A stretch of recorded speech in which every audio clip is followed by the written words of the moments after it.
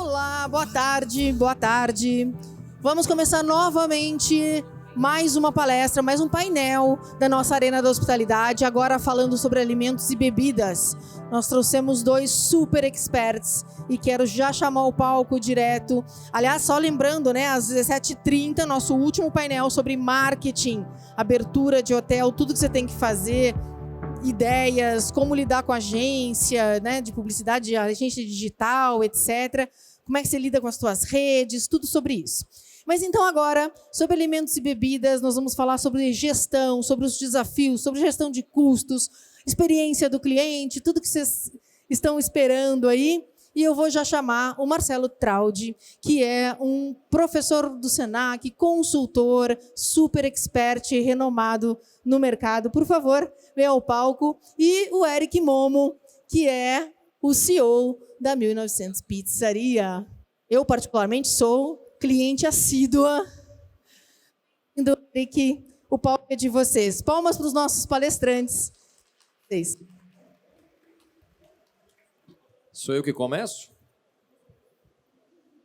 Vamos lá. Porque tá com o meu slide aqui. Então, vamos lá.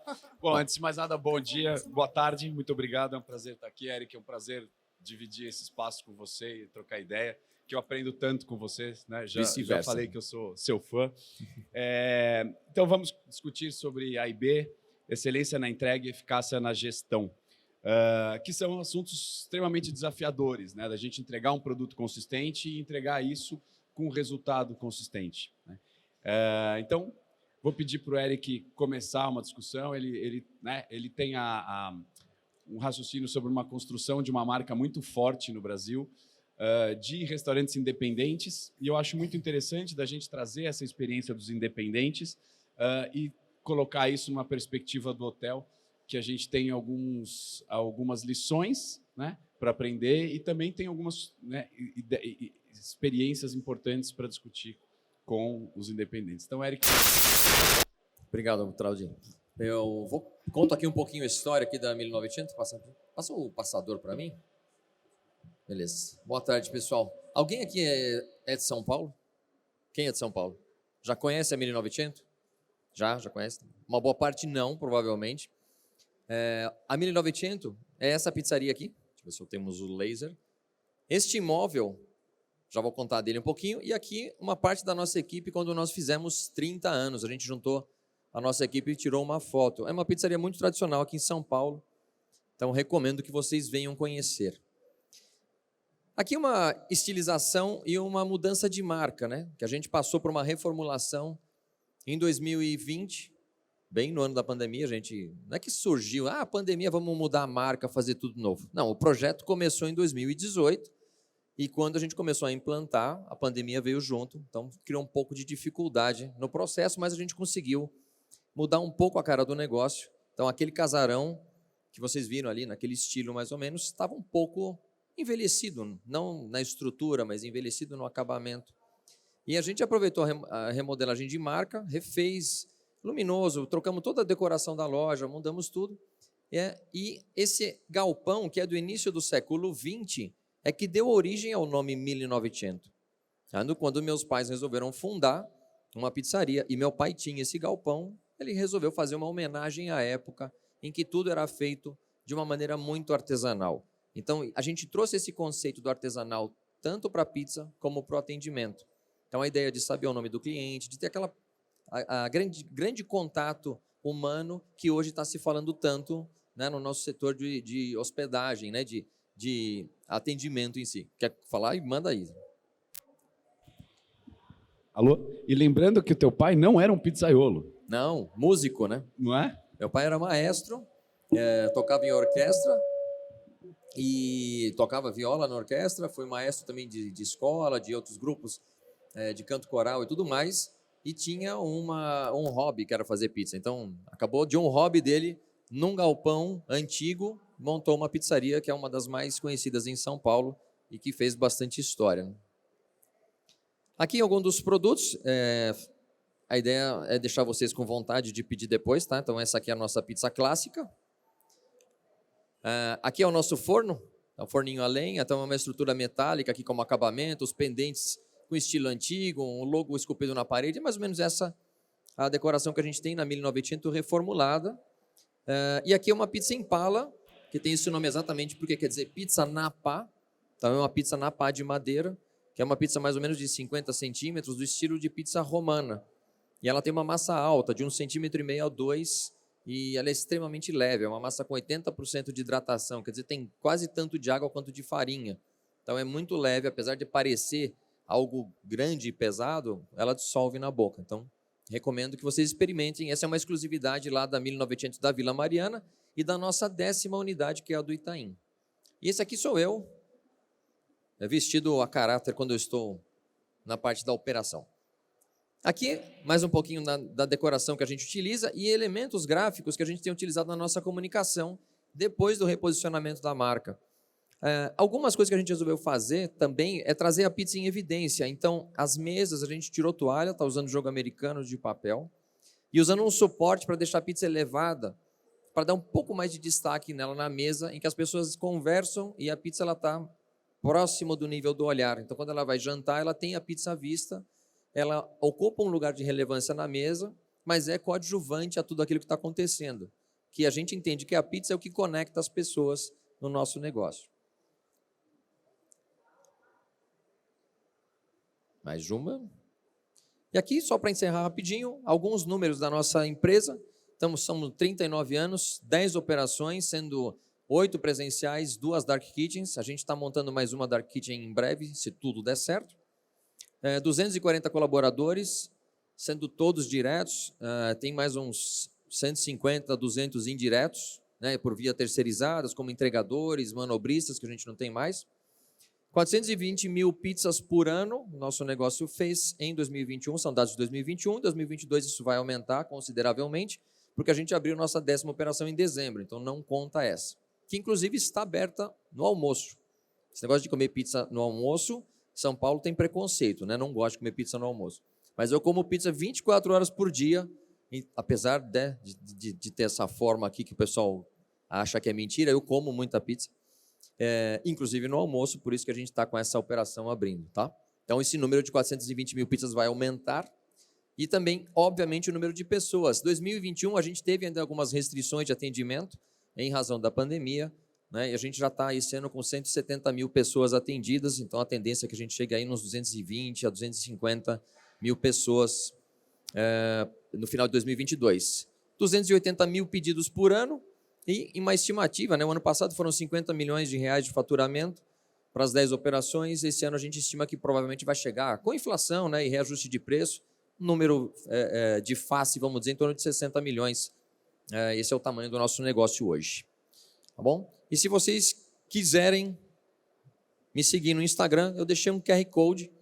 Eu falo muito para o setor, principalmente para donos de pizzarias, porque eu ajudo e fomento muito, eu faço parte da diretoria da ANR, que é a Associação Nacional de Restaurantes, dou muita palestra, colaboro, como o Traudio também estava falando, e no Instagram eu faço um trabalho meio que voluntário de distribuir conteúdo, pela experiência que eu tenho na gestão de pizzaria há muito tempo.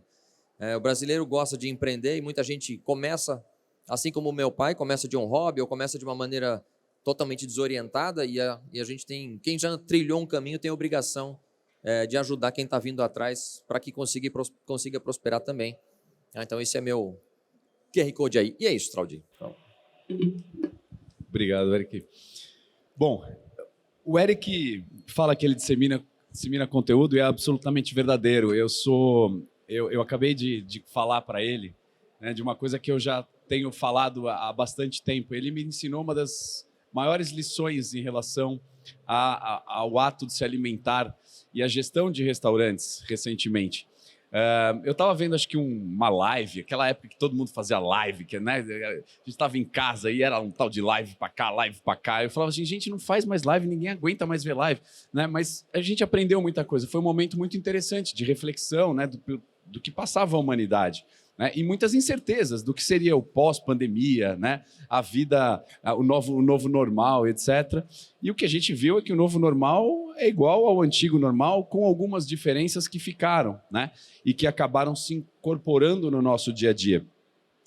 E a lição que ele me ensinou foi muito interessante, que é o seguinte: ele estava falando uma vez sobre a operação de delivery dele, né? E porque ele tem operação de delivery e tem operação, né, presencial.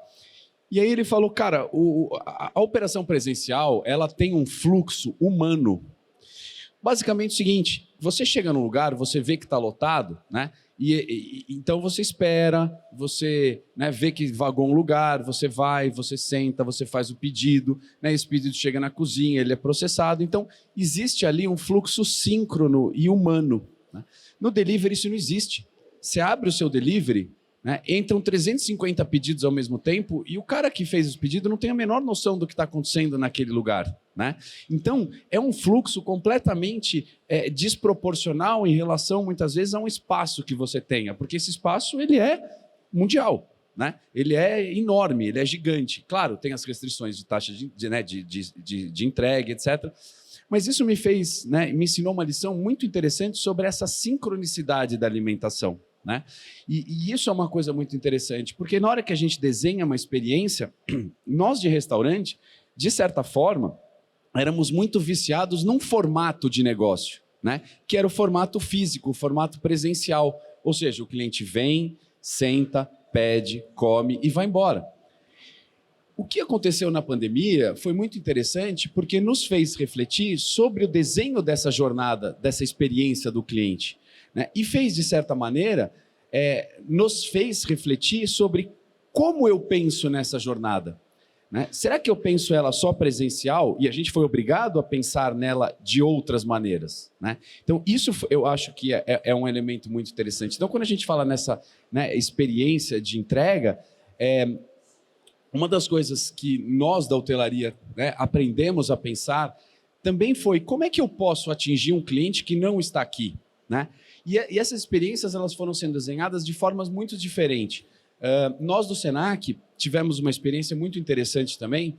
Eu coordeno um projeto que a gente tem no Senac há 11 anos, né, que chama Alunos no Comando, que foi desenvolvido com a Cornell University, fruto do trabalho de muita gente do Senac, inclusive a Marcinha Harumi, que está aqui, foi uma das, né, que encampou esse projeto inicialmente. Obrigado, Marcinha, por essa sua visão. E os alunos tomam conta de um dos nossos hotéis, ou campus ou Águas de São Pedro, durante um final de semana. Inclusive, temos um aluno aqui que já participou disso, né, Pedro? E é uma experiência muito interessante. E uma das edições foi no meio da pandemia, né? E a gente, como grupo, como hotel, como aluno, refletiu assim, puxa, eu tenho hóspedes que estão aqui, mas eu tenho hóspedes que não estão hospedados. Por quê? Por uma limitação física que a gente tem. A gente tinha uma restrição de número de pessoas, etc. E a gente falou, puxa, como a gente pode desenhar uma experiência para esses hóspedes que não estão aqui, mas que gostariam de estar, né? E aí nós desenvolvemos uma home experience, que era uma série de produtos, né, que tinham relação com o tema do evento, com o hotel em si, e, em determinado momento, existia uma atividade que acontecia sincronamente entre as pessoas que estavam fora do hotel e as pessoas que estavam no hotel. Então, elas tinham uma degustação, né, tomavam o mesmo vinho, fazendo harmonização com o sommelier do hotel. Então, a gente desenhou uma nova experiência. E eu acho que essa é uma coisa extremamente importante, especialmente se a gente pega o conceito do revenue management, que é vender o produto certo, na hora certa, para a pessoa certa, para o público certo, pelo canal certo. A variável canal é uma variável que tem mudado muito, para a IB especialmente, né? É um canal de comunicação, é um canal de relacionamento e é um canal de experiência vivencial para o cliente que é muito intenso, né? E cria, né, emoções e que cria relações que são muito interessantes, né, de se estabelecer com esse consumidor. Então, eu acho que, né, você entender esses diferentes canais com diferentes day parts é um negócio interessante. O Eric acabou de comentar sobre isso, né? Inclusive, o Eric, a 1900, foi uma das primeiras pizzarias que entendeu que o elemento delivery era um canal de experiência diferente de entrega. Tanto que eles foram uma das pizzarias que contratou motoboys como funcionários regulares deles durante muito tempo, né? Porque ele entendeu que essa experiência de entrega também era de responsabilidade deles. E recentemente vocês acabaram mudando, etc. Mas Conta um pouco qual é essa preocupação que vocês têm, como vocês desenham essas experiências dos clientes nos diferentes canais hoje? A gente fez, ao longo do tempo, até quando você fala, né, da gente ter os entregadores contratados, eu falo que eu entregava, eu vou denunciar a idade, mas também foda-se. Né? Pela minha barba dá para saber que eu não tenho mais 20 anos. Eu entregava pizza de Belina, depois de entregar de bicicleta e entregar a pé.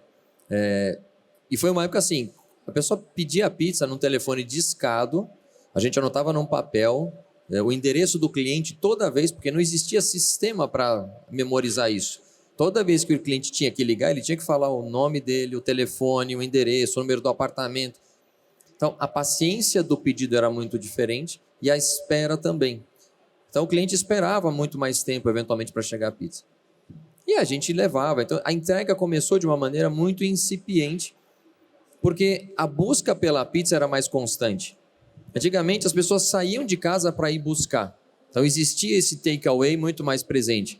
Porque as pessoas iam para o restaurante para tomar um chopinho enquanto esperava a pizza ficar pronta e depois voltava para casa. Era quase um programa, né? Sair para jantar era um programa e sair para buscar uma pizza era outro programa. Então, eram raros os que pediam delivery. Só que isso, com o tempo, o trânsito de São Paulo, né, segurança na cidade, então tudo isso foi migrando esse pessoal que saía só para buscar, para ficar mais tempo em casa. Aí a velocidade da entrega teve que aumentar, por isso que começou-se a contratar motoqueiros para fazer esse trabalho. Porque a pé, de bicicleta, carro, não dava mais. Então, o modal de transporte do delivery, se você olhar hoje, você não consegue imaginar numa cidade como São Paulo que seja outra coisa que não seja moto. Tudo bem, moto, bicicleta ou patinete, dependendo da região que você tiver, ainda funciona. Mas tem que ser muito rápido. E com o tempo, a gente foi tentando trazer benefícios para o cliente. Então, aquela coisa comum de ter um cupom na caixa de pizza que dá ponto, né, para criar uma fidelidade, que hoje é muito banal, há 30 anos ninguém tinha. Né? A gente fazia, por exemplo, eu tive 0,800, porque na época que o telefone era caro, as pessoas tinham que comprar uma linha telefônica, isso era patrimônio, você declara até no imposto de renda que você tinha uma linha telefônica. E isso, as pessoas tinham um custo de ligação, você tinha que ficar num tempo limitado no telefone. E o fato de eu colocar o 0800, as pessoas que podiam ligar para pedir uma pizza, tinham a ligação grátis. Então eu estou dando um benefício. Porque taxa de entrega também não se cobrava naquela época. As margens dos restaurantes eram diferentes. Não cobrava manobrista, não cobrava taxa de entrega, não cobrava o café. Né? Cobrava a pizza mais barato e a gente tinha uma margem legal. Era assim que funcionava o negócio. Né? Hoje a gente cobra tudo. O telefone perdeu, né? O 0800 perdeu relevância com o próprio uso. Então a gente vem migrando... Né, porque eu estou te respondendo de uma maneira longa para entender que depende da necessidade da sociedade, dos anseios do público naquele momento, a gente se adaptar e ser rápido para entender o que o público quer e atendê-lo na forma que ele quer ser atendido. Hoje, por exemplo, a gente tem aplicativo próprio, a gente está em um marketplace que a gente tem exclusividade e a gente tem o telefone ainda. Mas a gente força muito uma venda automatizada. Que a ideia é que o próprio cliente faça seu pedido no aplicativo, ele escolhe o produto que ele quer, faz o pagamento online e a gente simplesmente produz e entrega. E isso traz essa sincronicidade que o Traudy estava falando. Quando era só telefone, a linha está ocupado. Você vai ligar para fazer um pedido, aquela linha atende no máximo 1 ou 2 chamadas. A gente chegou a ter 8 linhas telefônicas. Então o cliente liga num, está ocupado, liga no outro, está ocupado, liga no outro. Ele ficava... Ou escolhia um número para ficar repetindo ou ligava de um para o outro. Quando a gente colocou o 0800, fazia busca automática. Então era um número só e o cliente ligava e uma hora ele pegava uma linha vazia. Hoje a gente tem uma linha digital. O cliente liga, não dá ocupado, mas ele entra na fila de espera e fala, olha, você é o 15º na posição, dependendo de quantos atendentes eu tenho que estão logados e atendendo. Hoje a gente tem 15 ou 17, se não me engano, atendentes só para telefone que estão logadas o tempo todo. E mesmo assim dá uma filinha de espera na hora de pico. Mas o cliente liga uma vez só e ele não vai dar ocupado.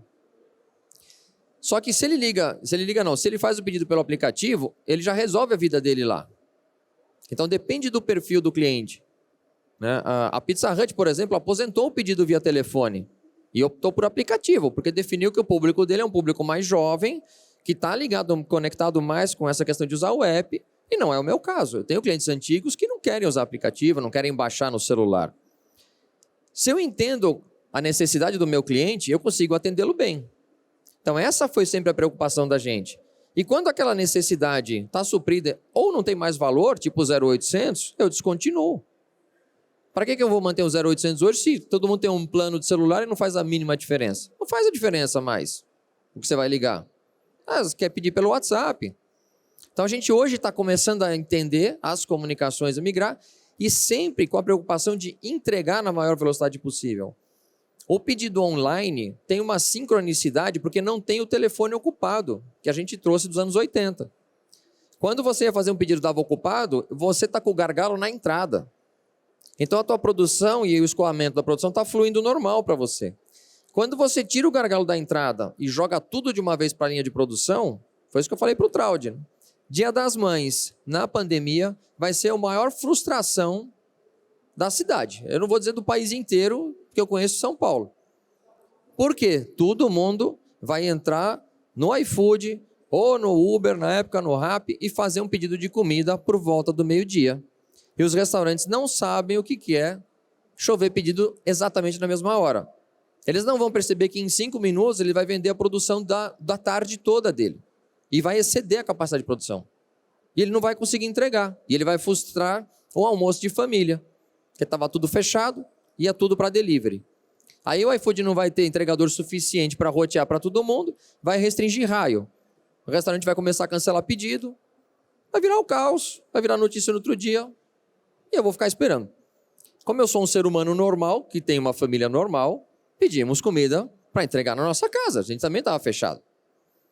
E eu, com a santa paciência, falava, gente, vai levar umas 3 horas para chegar. Confie em mim. E levou umas 3 horas para chegar. Não tem problema, a gente almoça à tarde mesmo, mas a gente pediu cedo, por volta do meio-dia, para almoçar lá pelas 3. Sem estresse, porque tudo bem, eu sou do ramo. Mas muita gente reclamando e frustrado, porque o fato de você pedir instantaneamente não significa que nós, como operadores de um setor de refeição, consigamos plantar um prato imediatamente na casa da pessoa.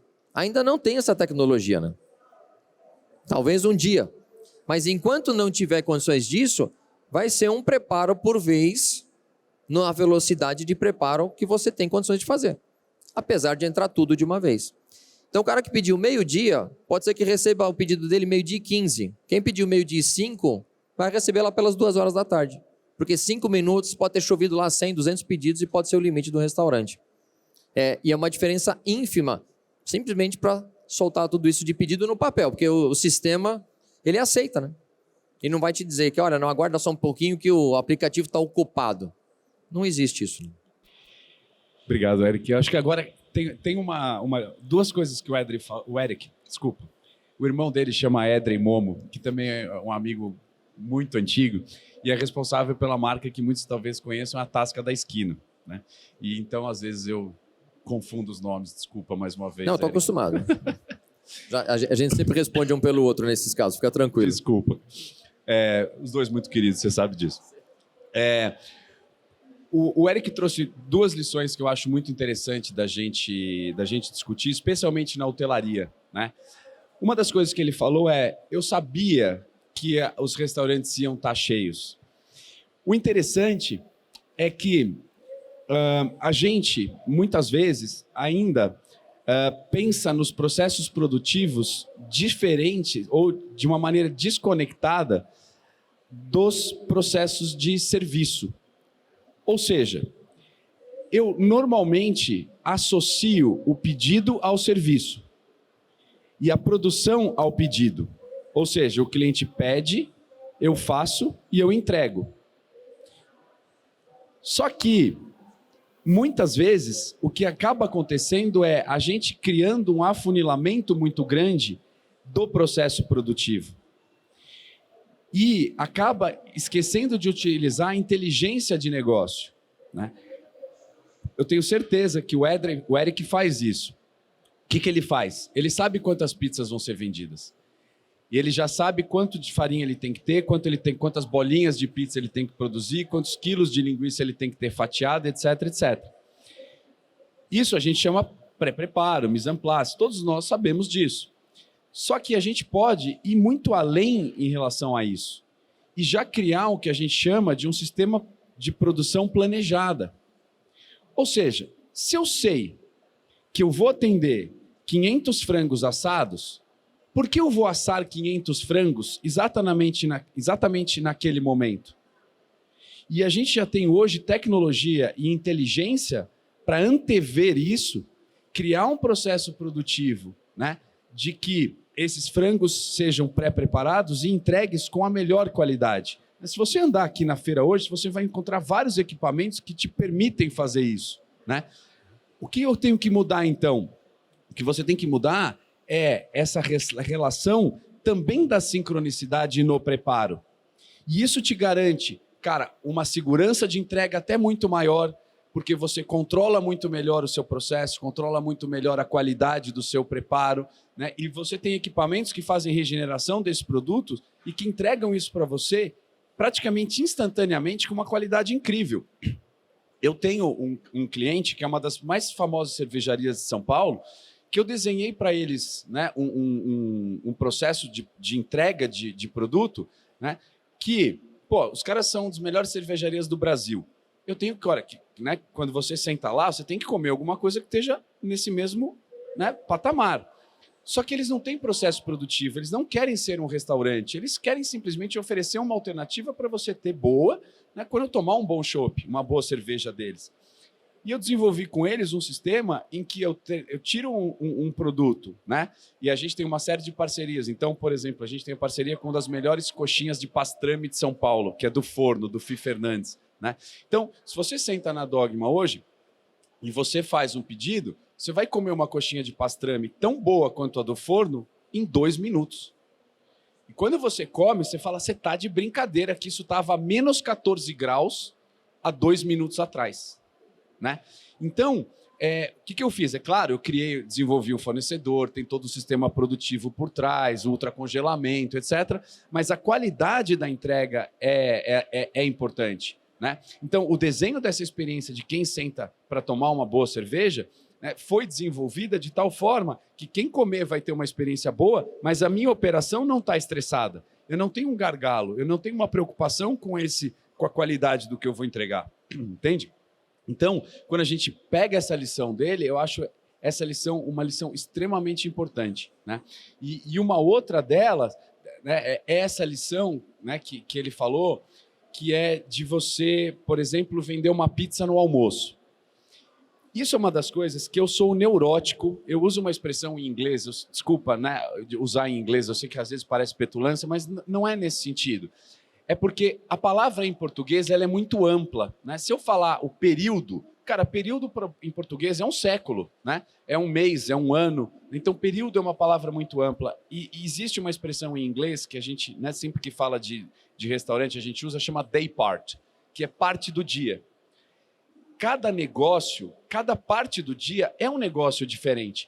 Para nós, em hotelaria, isso é uma coisa muito, muito, muito marcada. Né? Eu tenho o café da manhã, eu tenho o chá da tarde, eu tenho o almoço, eu tenho o jantar, né? Eu tenho a ceia. Isso, para a gente, é uma coisa muito marcada. Para restaurante, esse é um elemento extremamente interessante, porque se eu pegar o conceito de revenue, né? De vender o produto certo, na hora certa, para o público certo, pelo canal certo, no preço certo, e expandir isso, eu posso entender o seguinte. Um público que eu tenho para o café da manhã, ele é diferente do almoço. Ele pode ser o mesmo CPF, né? Ele pode ser o mesmo CNPJ, só que ele tem necessidades diferentes. E a interpretação e a compreensão dessas diferentes necessidades faz com que a gente desenvolva diferentes produtos, porque um serviço só é bom na medida que atende uma necessidade. Diferentes necessidades, diferentes serviços, diferentes produtos. Né? E aí vem uma lição interessante para a gente da hotelaria, que eu tenho discutido há muito tempo já, que é o seguinte, muitas vezes a gente entende esse cliente como sendo meu hóspede. Por quê? Se no prédio do seu lado, com certeza, às 6 horas da tarde, tem alguém abrindo um aplicativo e falando o que tem para comer aqui perto. E a gente esperando o hóspede chegar. E o hóspede também quer apreciar São Paulo. Claro, você tem um AIB legal, você tem na sua cidade um AIB legal? Tem. Mas da mesma forma que o meu hóspede sai, tem gente querendo comer a minha comida. E eu com uma capacidade produtiva, ociosa, né, esperando o cliente. E aí a gente tem que tomar e entender essa experiência dele de, puxa, eu criei um sistema das pessoas me procurarem. E para isso eu criei um sistema de 0800, com atendentes, etc. Né? Então, nós na hotelaria temos uma lição com ele. Ou seja, o que eu preciso fazer para atender este meu hóspede que não está hospedado, que eu chamo de cliente, que pode ser por aplicativo ou pode ser até pelo aplicativo próprio. Por que não estabelecer uma conexão e uma comunicação com esse hóspede? E pelo aplicativo próprio, você ainda tem uma coisa que pelos marketplaces você não tem, que é a inteligência do negócio. Pelo app dele, eu viro e mexe e recebo promoções do dia da pizza, não é? Você faz dia da pizza no iFood? Lógico que não. Quando eu faço dia da pizza em julho. Aí a gente faz a promoção em julho. Em agosto, o iFood está chamando a gente para uma reunião porque as vendas caíram. Eu falo, caiu aí, aqui não.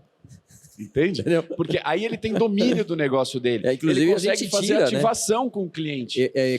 Isso eu gosto de falar isso porque a gente, como eu falo, dá muita atenção para o cliente, por exemplo. No dia da pizza a gente faz o quê? Eu vendo um voucher por R$70 que vale a minha pizza. Minha pizza está na faixa de R$100, de 90 a 100. Então, vender a 70% é 30% de desconto, mais ou menos. O cliente compra quantos quiser para usar por quase 2 meses. Então, é muito vantajoso. Então, quando ele compra meu voucher, ele vai usar onde eu troco. Então, ou é no presencial, ou é no meu aplicativo, no telefone, ou vem retirar a pizza, né? No iFood não tem. Então, ele não consegue usar o meu voucher no iFood. Então, ele tem que comprar de mim. O que acontece? Como ele é meu cliente, porque ele comprou de mim diretamente, e quem compra o voucher é a pessoa no nível de relacionamento mais íntimo que eu tenho dentro do meu negócio, eu fecho a minha loja do iFood na sexta-feira ou no sábado, para que o meu tempo de entrega seja o mais rápido possível para quem comprou o voucher. Porque se eu dou para ele uma experiência ruim, porque não importa, eu vou vender muito mais se eu deixar o iFood aberto. Só que naquele momento, a primeira sexta-feira pós-venda de voucher é quando bomba, porque o cara comprou e ele quer usar. A sexta-feira é o dia de pedir, então ele vai querer usar na sexta-feira. Para eu não dar uma experiência ruim com o tempo, eu vendo menos. Se eu vendo menos nessa sexta, eu vendo mais ao longo do tempo. Como a gente tem 39 e vai fazer 40 anos, a gente não está para jogar só um final de semana. A gente quer ficar de longo prazo aqui. Então, as estratégias de longo prazo são pensadas assim. A gente sempre olha para o cliente e fala, como é que eu faço ele comprar mais vezes? Mesmo que hoje eu limite. Mas no iFood, se ele não te encontrar, se ele é meu cliente e ele vê que no iFood está fechado, ele vai me procurar lá fora. Ele sabe que eu estou aberto. Uma pizzaria tradicional dessa não está aberta no iFood é um problema com a plataforma iFood. Não é um problema na minha operação.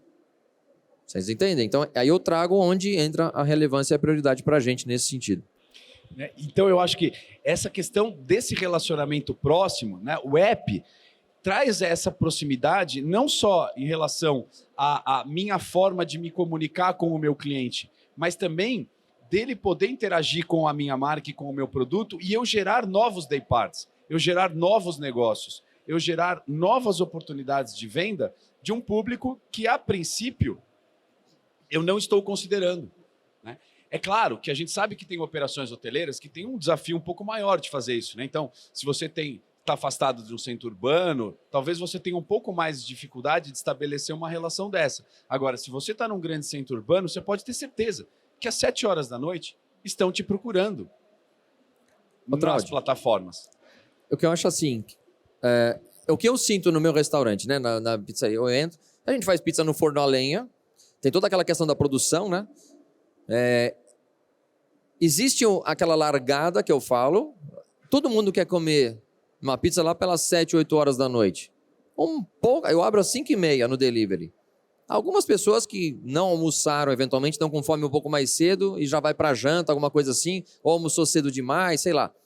Comeu um lanchinho e vai querer jantar mais cedo, pedem. Mas conforme vai passando o horário, chega no horário de pico, 8 horas, aquela balbúrdia de um monte de pedido. Todas as pizzas são feitas na hora. Então, e os meus pizzaiolos, quando vocês vão lá na operação, vocês vão ver eles numa sexta-feira, que é um dia de pauleira, eles parecem corredores de 100 metros rasos. sabe, que está na posição, eles ficam na posição.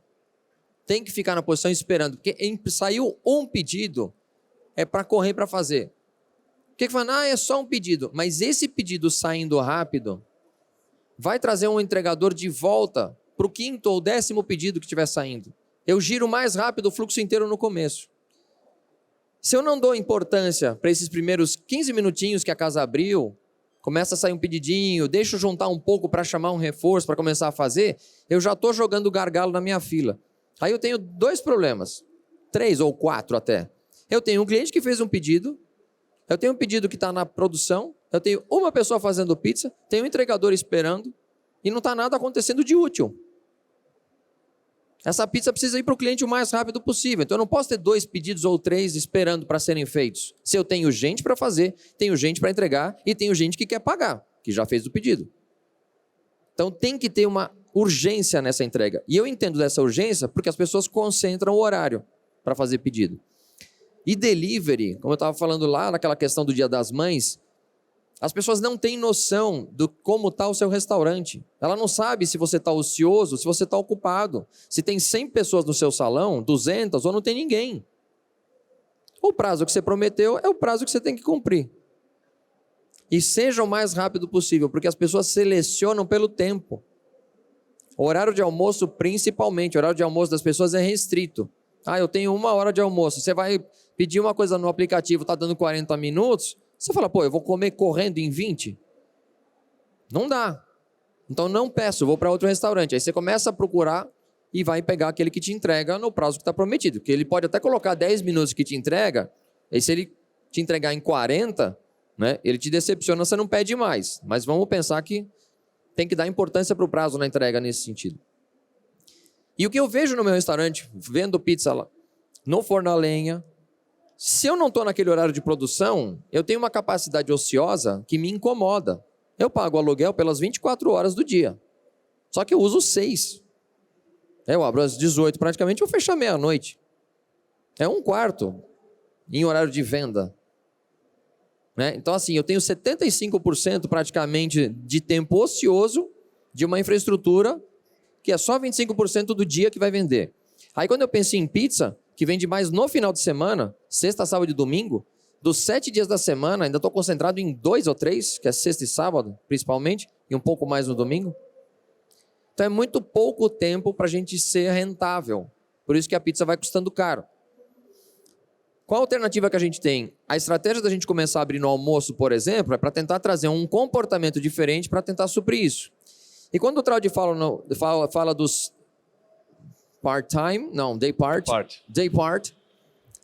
que é esses turnos que você tem o café da manhã, você tem o lanchinho da manhã, o almoço, o lanchinho da tarde, o jantar e a ceia lá no final da noite.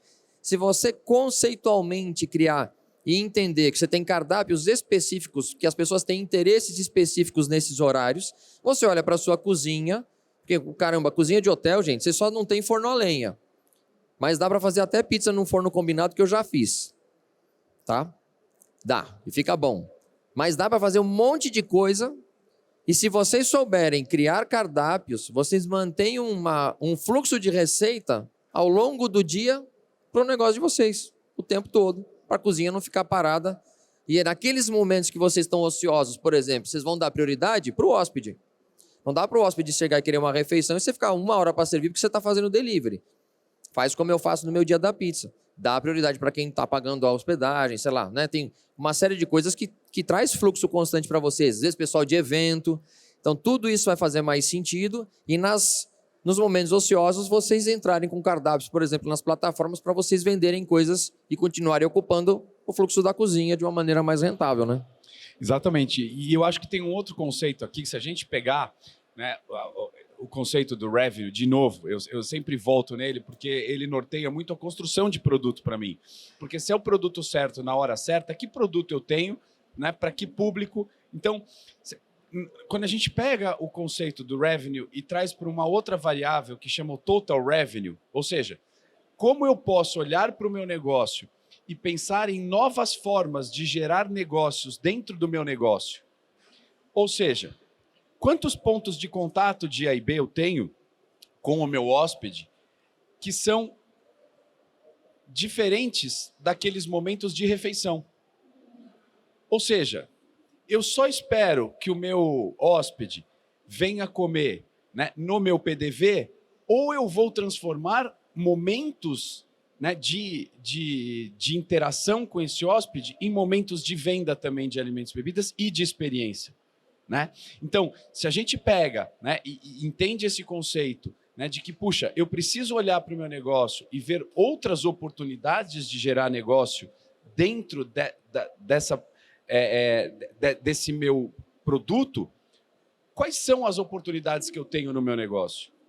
Eu não necessariamente preciso criar um novo PDV, mas eu posso criar um momento de experiência com aquele hóspede num determinado espaço do meu hotel que muitas vezes é ocioso ou não é tão bem ocupado. Né? Então, por que à noite eu não pego e crio um momento de degustação de vinho em volta da fogueira?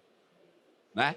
É claro, isso pode estar dentro da sua programação, e, né, isso já está rateado o custo dentro da sua diária, ou ele pode ser uma atividade adicional que você gera uma receita.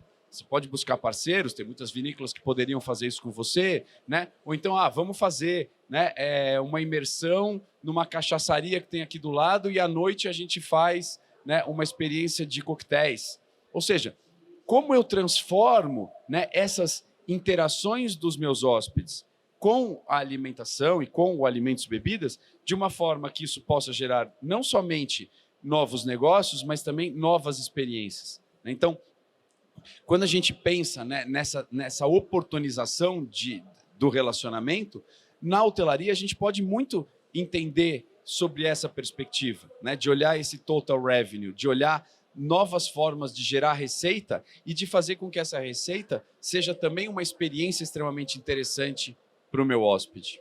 Né? Então, eu acho que isso é uma lição importante da gente olhar. Né? E aí é um esforço que a gente tem que fazer. Né? O que essa experiência traria, né, dentro dessa hospedagem? O que essa experiência traria de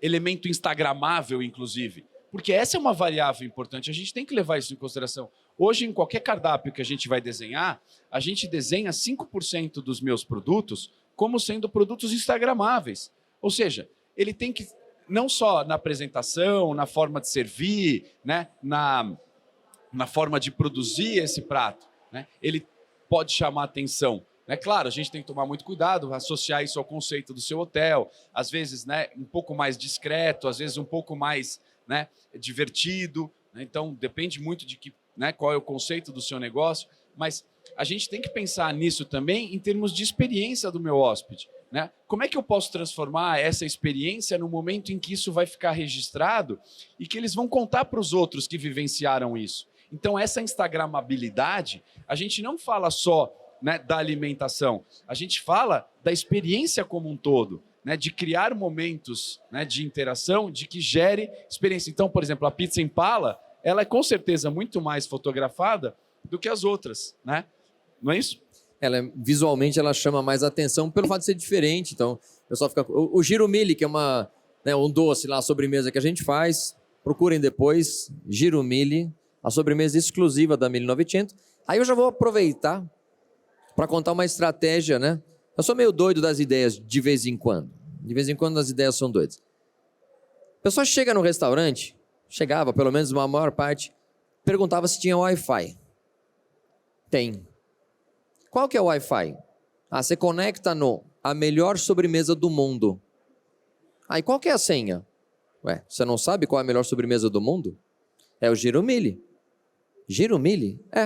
É uma sobremesa feita com a massa da pizza em formato de rosca, recheada com Nutella, chocolate, morango ou banana. Você escolhe a combinação que você quiser, polvilhada com açúcar e canela, assada no forno a lenha e quando ela sai recebe uma bola de sorvete de creme e uma exclusiva farofa doce.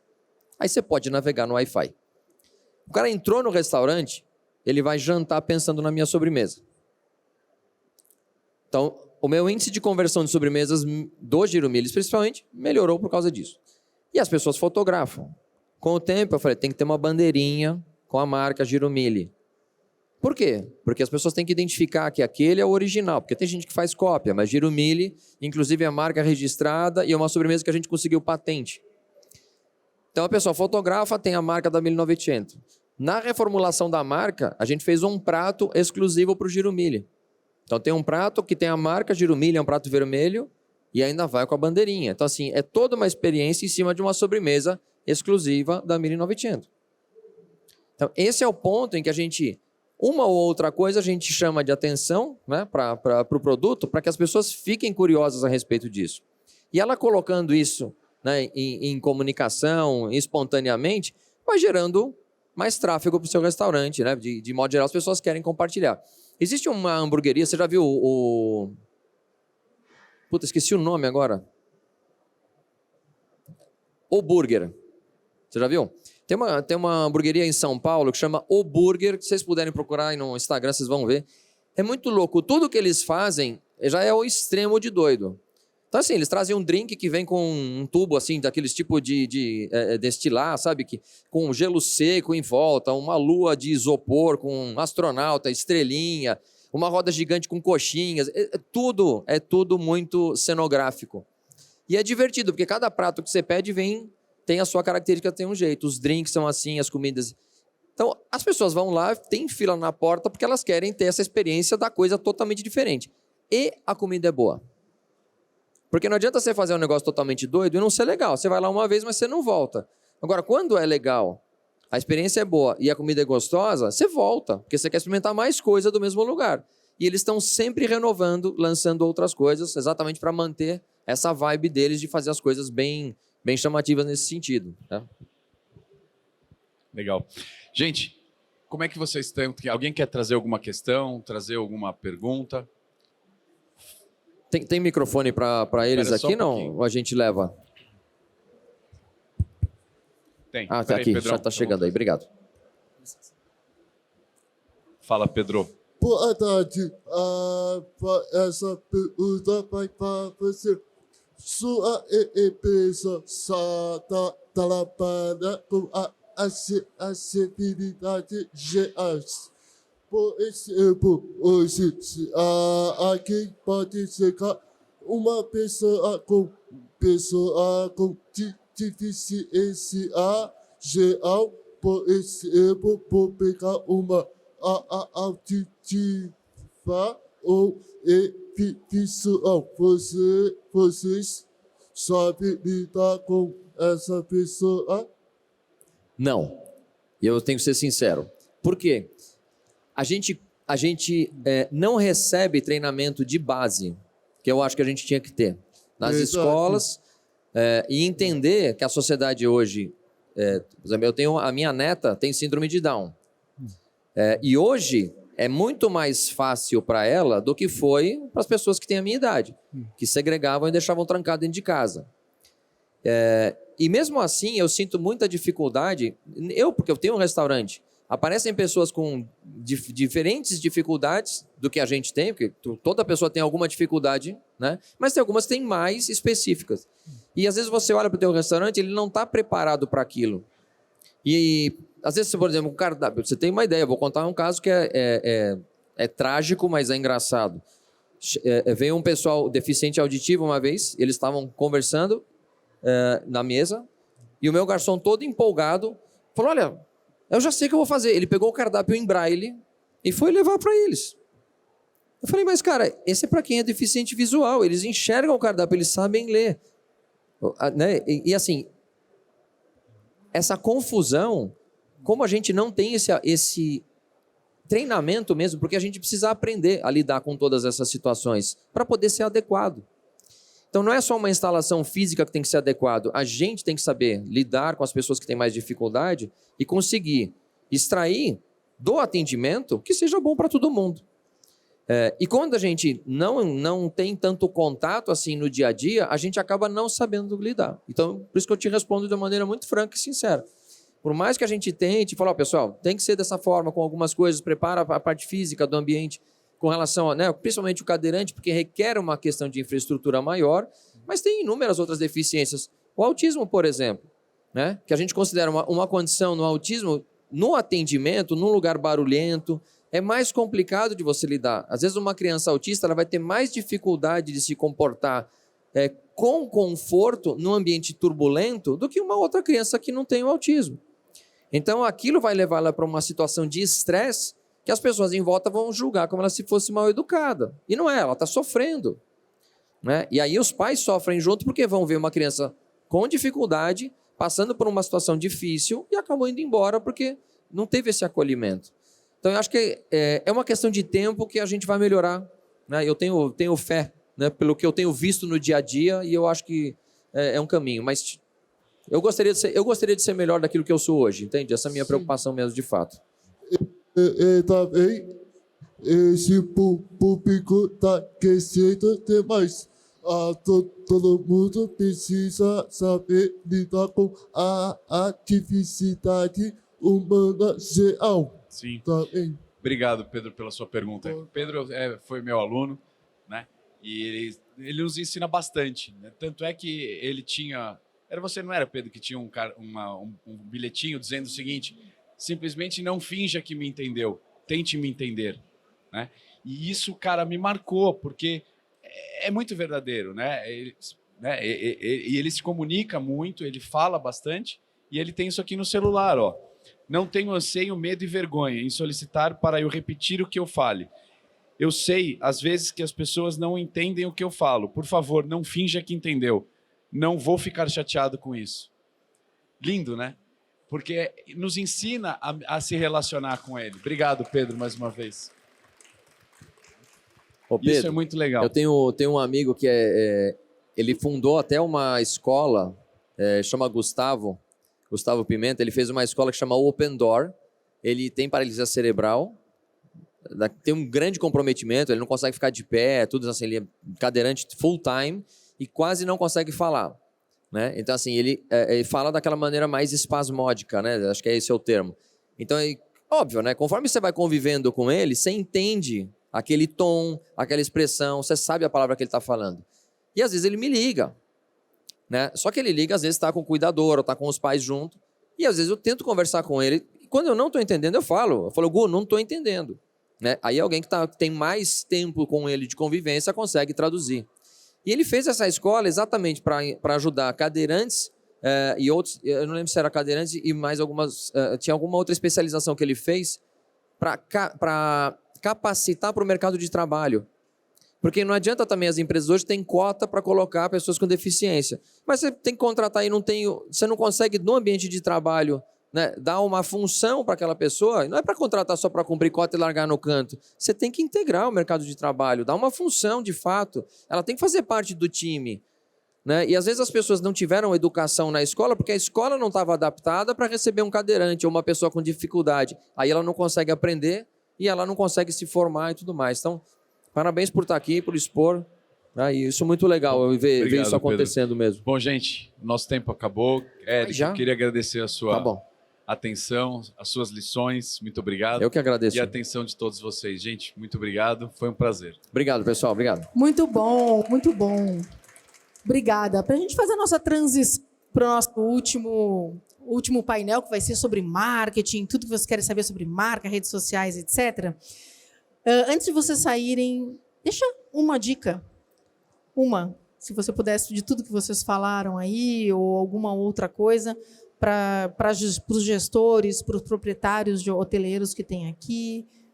Uma dica, o que vocês deixariam? Pode ser na parte de gestão de pessoas, gestão de custos, de promoção, de operações, o que vocês quiserem. Eu vou falar do jeito que eu penso.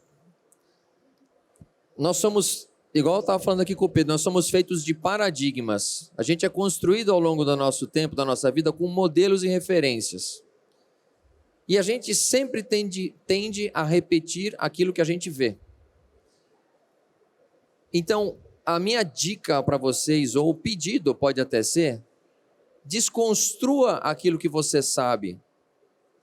Porque nem tudo precisa ser igual ao que é. E ser o tempo todo o mesmo. As coisas podem mudar, podem ser diferentes. E nós é que podemos fazer as coisas diferentes. Então, um restaurante, ou uma pizzaria, ou um atendimento, ou uma instalação, ou um negócio para transportar garrafa de refrigerante, não precisa ser tudo igual. Se você parte para entender o uso que você quer, ou o objetivo final, você traça o caminho.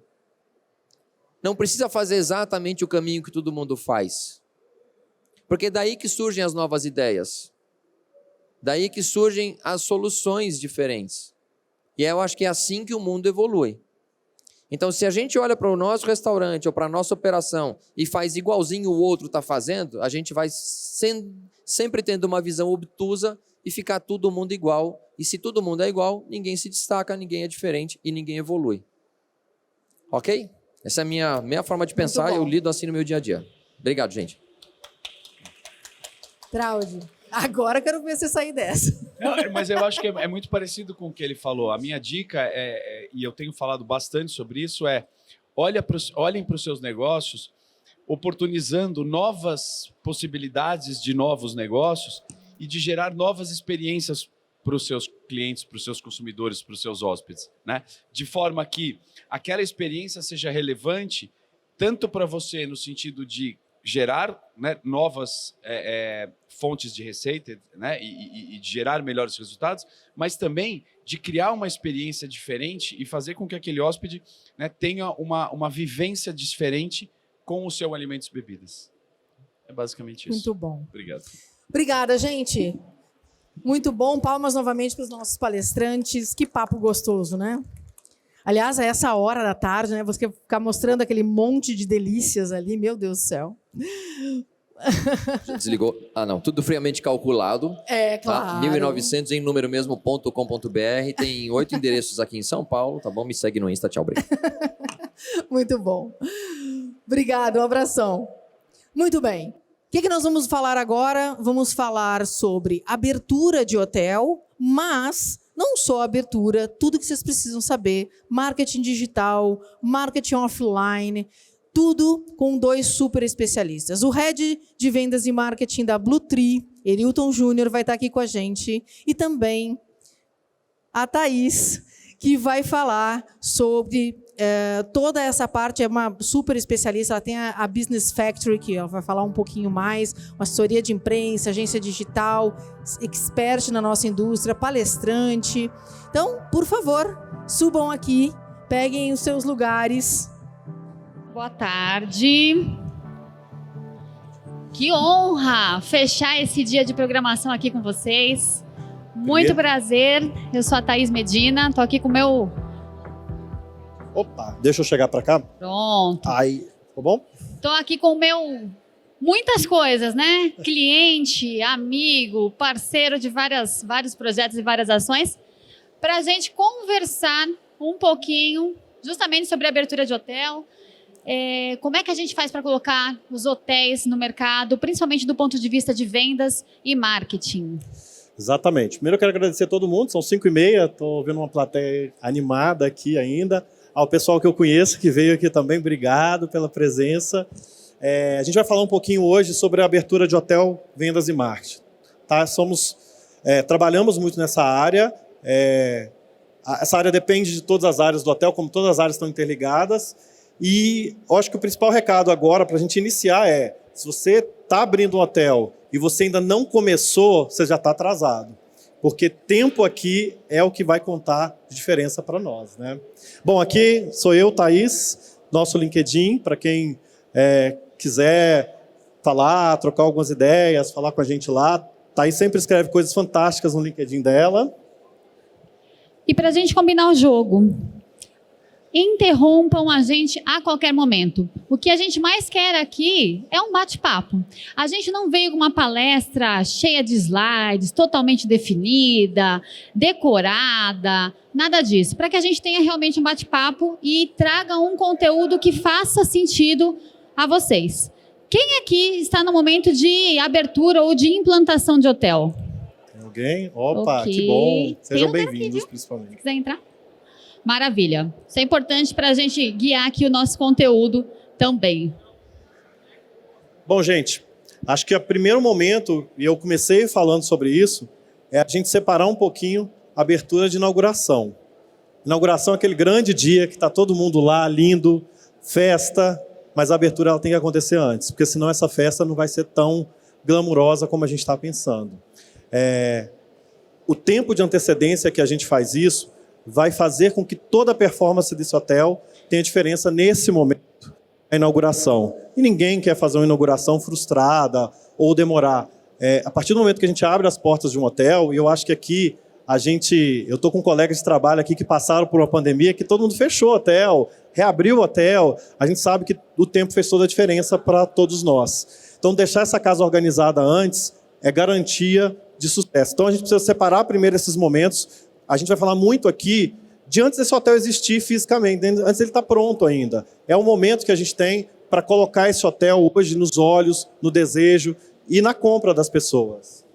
E eu vou trazer aqui um pouquinho da minha veia jornalística, da minha formação, quando eu comecei minha carreira no turismo da hotelaria, e vou aproveitar para fazer algumas perguntas, começar aqui esse aquecimento desse bate-papo com vocês, fazendo algumas perguntas para o Herilton. Herilton, a gente está falando aqui de abertura e inauguração, e de prazo, de antecedência. Qual que é a antecedência que você acha que faz sentido, que vale a pena a gente começar a trabalhar o marketing, o posicionamento do hotel? Bom, eu acho que um dos principais situações, eu acho que a gente precisa estar muito seguro da abertura desse hotel. Quando a gente vai falar da imagem, do posicionamento, a gente ainda está criando um desejo na cabeça do nosso cliente, seja ele o cliente intermediário, seja ele o cliente final. Mas quando a gente coloca, e a gente vai falar um pouquinho aqui, aquele botãozinho que eu quero que ele clica e compra, aí eu já estou criando um compromisso com ele. Esse compromisso ele precisa estar muito bem alinhado com todas as etapas de inauguração do hotel e de abertura. Um hotel que vai abrir daqui 2 anos, ele pode ser lançado agora. Eu posso começar a falar dele agora, eu posso estar divulgando ele agora, ele pode ser um destino novo. Porém, o botão de clique precisa estar pronto quando esse hotel tiver certeza e uma medida de segurança, um prazo de abertura para ele. Tá? Claro que a gente vai explorar bastante vários temas, como marketing digital, ações offline, o que desenvolver até o processo de abertura e logo que a gente realiza a abertura. Mas tem algum ponto dentro desse momento, né, do pré-abertura, abertura e inauguração, que você acha que faz sentido, até para que a gente se precaver de alguns problemas que possam impactar ali a nossa imagem? Eu acho que esse momento ele tem que estar muito bem alinhado, até mesmo com um parceiro que talvez não está presente no nosso dia a dia, que é um construtor, é um engenheiro. A gente precisa estar com isso alinhado. Às vezes a gente esquece muito. O hotel está lá sendo construído, quando ele abrir, a gente vai começar a falar sobre esse hotel. A gente precisa estar muito bem alinhado, porque a visão deles também de tempo pode ser muito bem coerente para nós, de acordo com o que eles vão entregar. É importante que a gente tenha isso muito bem sinalizado, para que a gente evite um problema maior. Mas pode acontecer? Óbvio que pode acontecer. E a gente corre esse risco. Porém, a gente tem que minimizar essa situação, porque o cliente que compra, ele compra uma expectativa do cliente. Eu acho que o tempo aí, ele é muito relativo em relação até ao produto. Eu já tive exemplo, por exemplo, de abrir um hotel que estava em construção com 1, 2 anos de antecedência, que era uma abertura de vendas em um Réveillon, num destino de praia. Eu me lembro direitinho que eu abri esse hotel no mesmo dia caíram 15 reservas para esse período, que era quase 2 anos depois. Então, assim, as pessoas estão olhando o que está acontecendo. Então, eu tinha que ter bastante certeza. Então, não tem um tempo, eu acho que é importante a gente ter certeza que ele vai abrir. Eu acho que tem relação também, a gente tem prazos diferentes quando a gente fala de um público final que vai se hospedar, então um público de lazer. Se você abre ali uma venda no canal online, se você abre uma venda pelas redes sociais e faz toda uma divulgação, você consegue esse público final de uma forma mais rápida. Agora, quando você vai trabalhar eventos, por mais que a pandemia tenha mudado um pouquinho isso, né, o prazo, ali, a booking window de compra de eventos, a gente precisa de um prazo um pouco maior para essa negociação também, não? Eu acho que assim, principalmente quando você vai homologar o hotel, a gente já precisa ter um pouco desse hotel físico pronto, obviamente, para ele estar homologado. Quando uma empresa vai fazer alguma homologação, quando alguém de eventos quer fazer algum evento no hotel, possivelmente ele vai querer conhecer um pouquinho da estrutura física que esse hotel tem, a parte de segurança, isso já pronto. Por que não adianta a gente falar só isso, deixar isso no papel às vezes? Porque as coisas mudam todo dia. Hoje, a câmera digital, que há muito tempo atrás não era necessária num determinado lugar, hoje ela é necessária. O tipo de segurança que a gente tem, hoje se fala muito em ESG, que não se falava antigamente. Então, assim, aí a gente, quando fala do corporativo, a gente tem um deadline um pouquinho menor. Mas uma dica também para nós, que vai abrir, quem está abrindo um hotel, abre talvez de trás para frente. Eu sei que eu vou abrir em janeiro, eu já posso abrir em julho a disponibilidade e vir descendo essa disponibilidade também para tentar comercializar. Você tem muita experiência na hotelaria, quantos anos já? Mais de 20. Mais de 20 anos na hotelaria, já abriu muito hotel, já participou de troca de bandeira. Vocês fazem normalmente, na sua experiência, fizeram testes de eventos, por exemplo, antes da abertura? Que a gente sabe que é uma logística também um pouquinho diferente, né? Um pouquinho mais complexa do que receber apenas um hóspede puramente. Já, e o teste de obra ele é muito diferente de um teste que você vai fazer para o cliente final.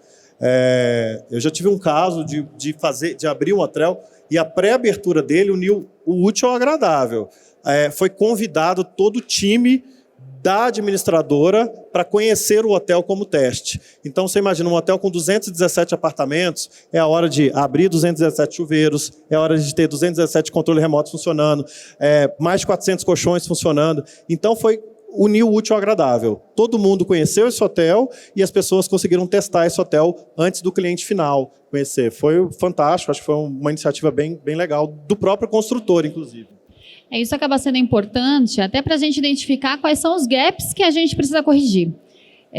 Claro que aqui a gente não vai citar nenhum nome, né? A gente vai citar cases, situações que a gente já viveu ou já viu. A gente teve uma situação em relação a um empreendimento hoteleiro em que foi feito esse teste. Era um hotel que estava passando ali por uma fase de mudança de bandeira, ele ficou fechado por 2 anos. E ficou fechado de uma forma um pouquinho abandonada, então não houve manutenção. Fizemos um teste nesse hotel com um evento, era um evento pequeno, era um evento para cerca de 20, 25 pessoas, e o resultado foi bem ruim. Era um lugar frio, sem água quente. Então, olha o gap que foi identificado, isso, claro, fez com que atrasasse a abertura oficial ali desse hotel, porque é algo que tem situações que a gente consegue corrigir. Então, uma situação ali que você tem uma gastronomia que talvez não seja tão adequada, você consegue corrigir de uma forma um pouquinho mais rápida.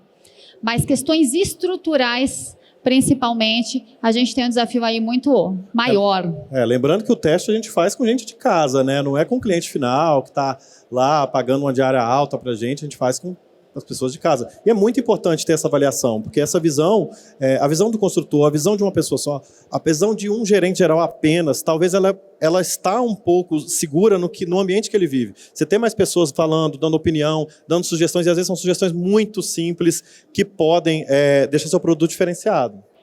Esse ponto é importante, né? Testar, a gente testa com pessoas que não vão sair reclamando da gente no Google Meu Negócio, não vão colocar uma avaliação no TripAdvisor, não vão no Reclame Aqui. É tudo dentro de casa.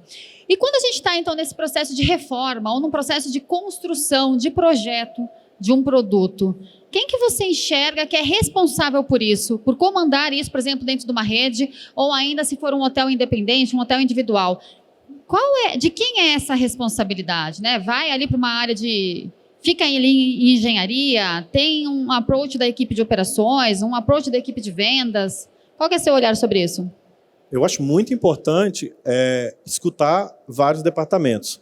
A gente tem um departamento de A&B que tem que ser escutado nesse momento, a gente tem um departamento de vendas, porque talvez a pessoa que está lá comercializando, ela não teve oportunidade de comercializar dentro da carteira dela para algum determinado cliente por um problema pequeno de estrutura física. A gente tem muito hotel aqui que tem que adaptar torneira na sala de evento depois que abre. Depois que abre, isso pode ser um transtorno muito maior e tem muito evento odontológico, evento de estética que exige, talvez, uma pequena ponto de água numa sala de eventos, um tipo de piso diferenciado, uma iluminação que seja um pouco mais inteligente. Então, são coisas que, na hora dessa construção, se você tiver na concepção dando essa sugestão, pode minimizar um gasto maior no futuro para você.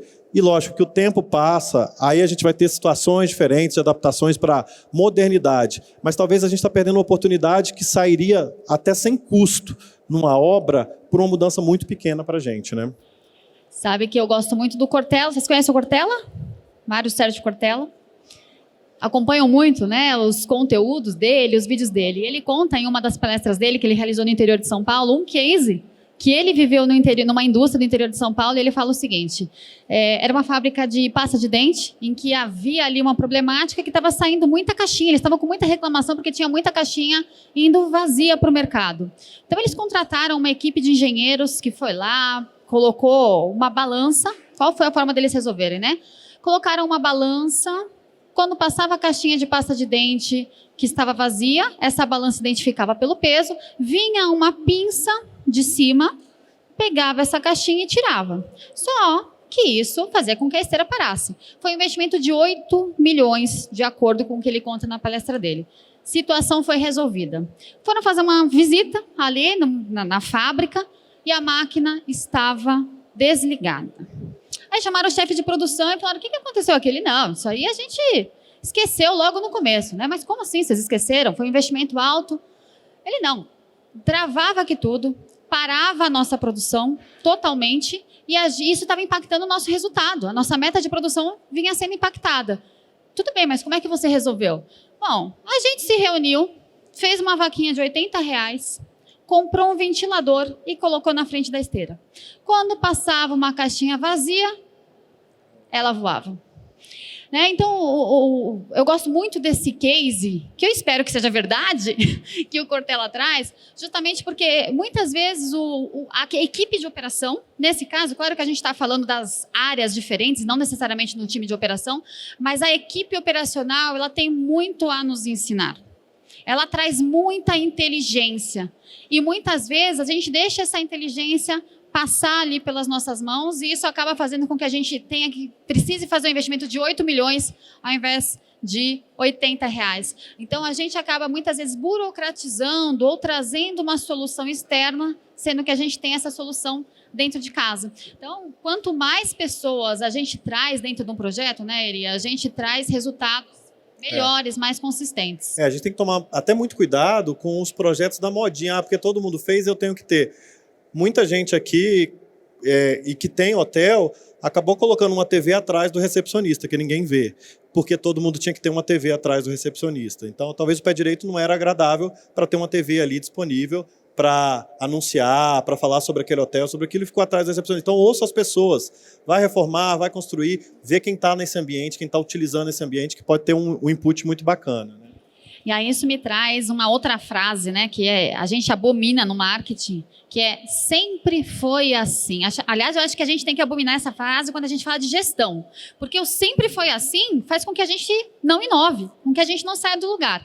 E aí vem uma outra coisa, né? Inovação as pessoas entendem que é só tecnologia. Eu só vou inovar se eu trouxer um sistema diferente, se eu trouxer um equipamento diferente. Não. A inovação é a gente fazer aquela mesma coisa de uma forma diferente, que seja mais rentável, que traga mais resultados, melhores resultados, ou que seja mais produtivo também.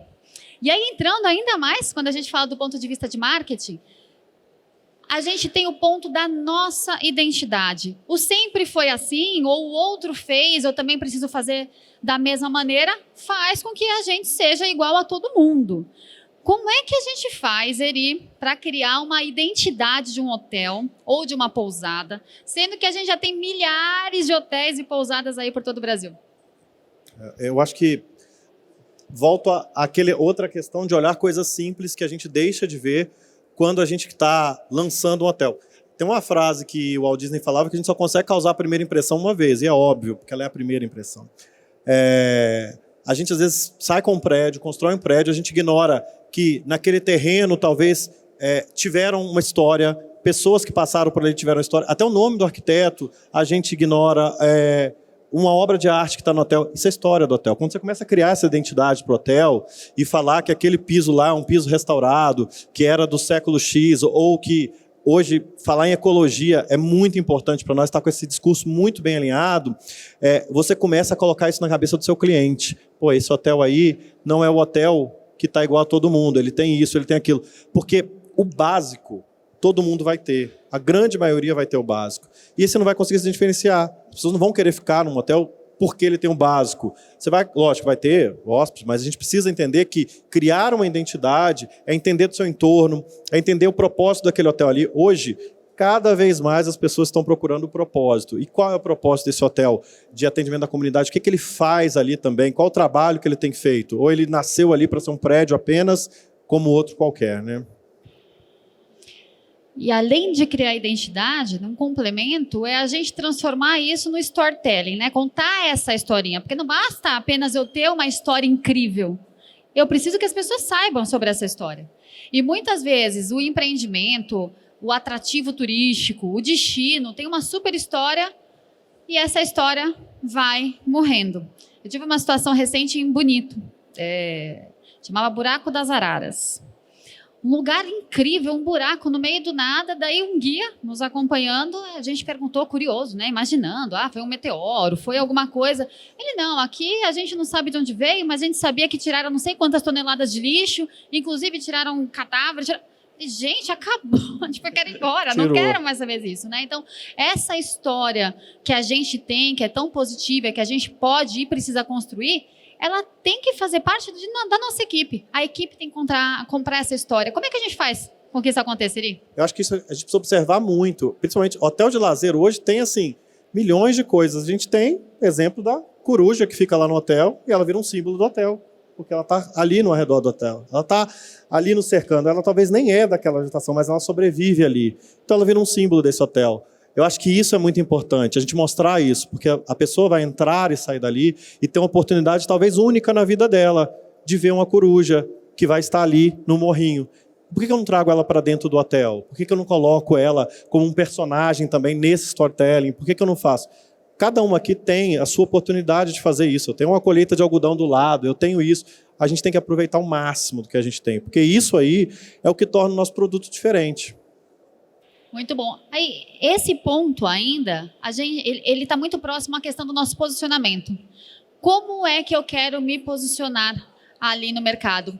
E isso traz também um outro item bem interessante, que em comunicação e em marketing a gente fala bastante, que é o seguinte: se eu quero comunicar tudo para todo mundo, eu não vou comunicar nada para ninguém. Cada vez mais a gente precisa enxergar quais são os nichos com os quais a gente quer se comunicar. Quem é que a gente quer atender e para quem é que o nosso produto se destina. Se eu me posiciono de uma forma que eu sirvo para qualquer um, a gente tem que levantar uma bandeirinha. Então, será que eu tenho um diferencial?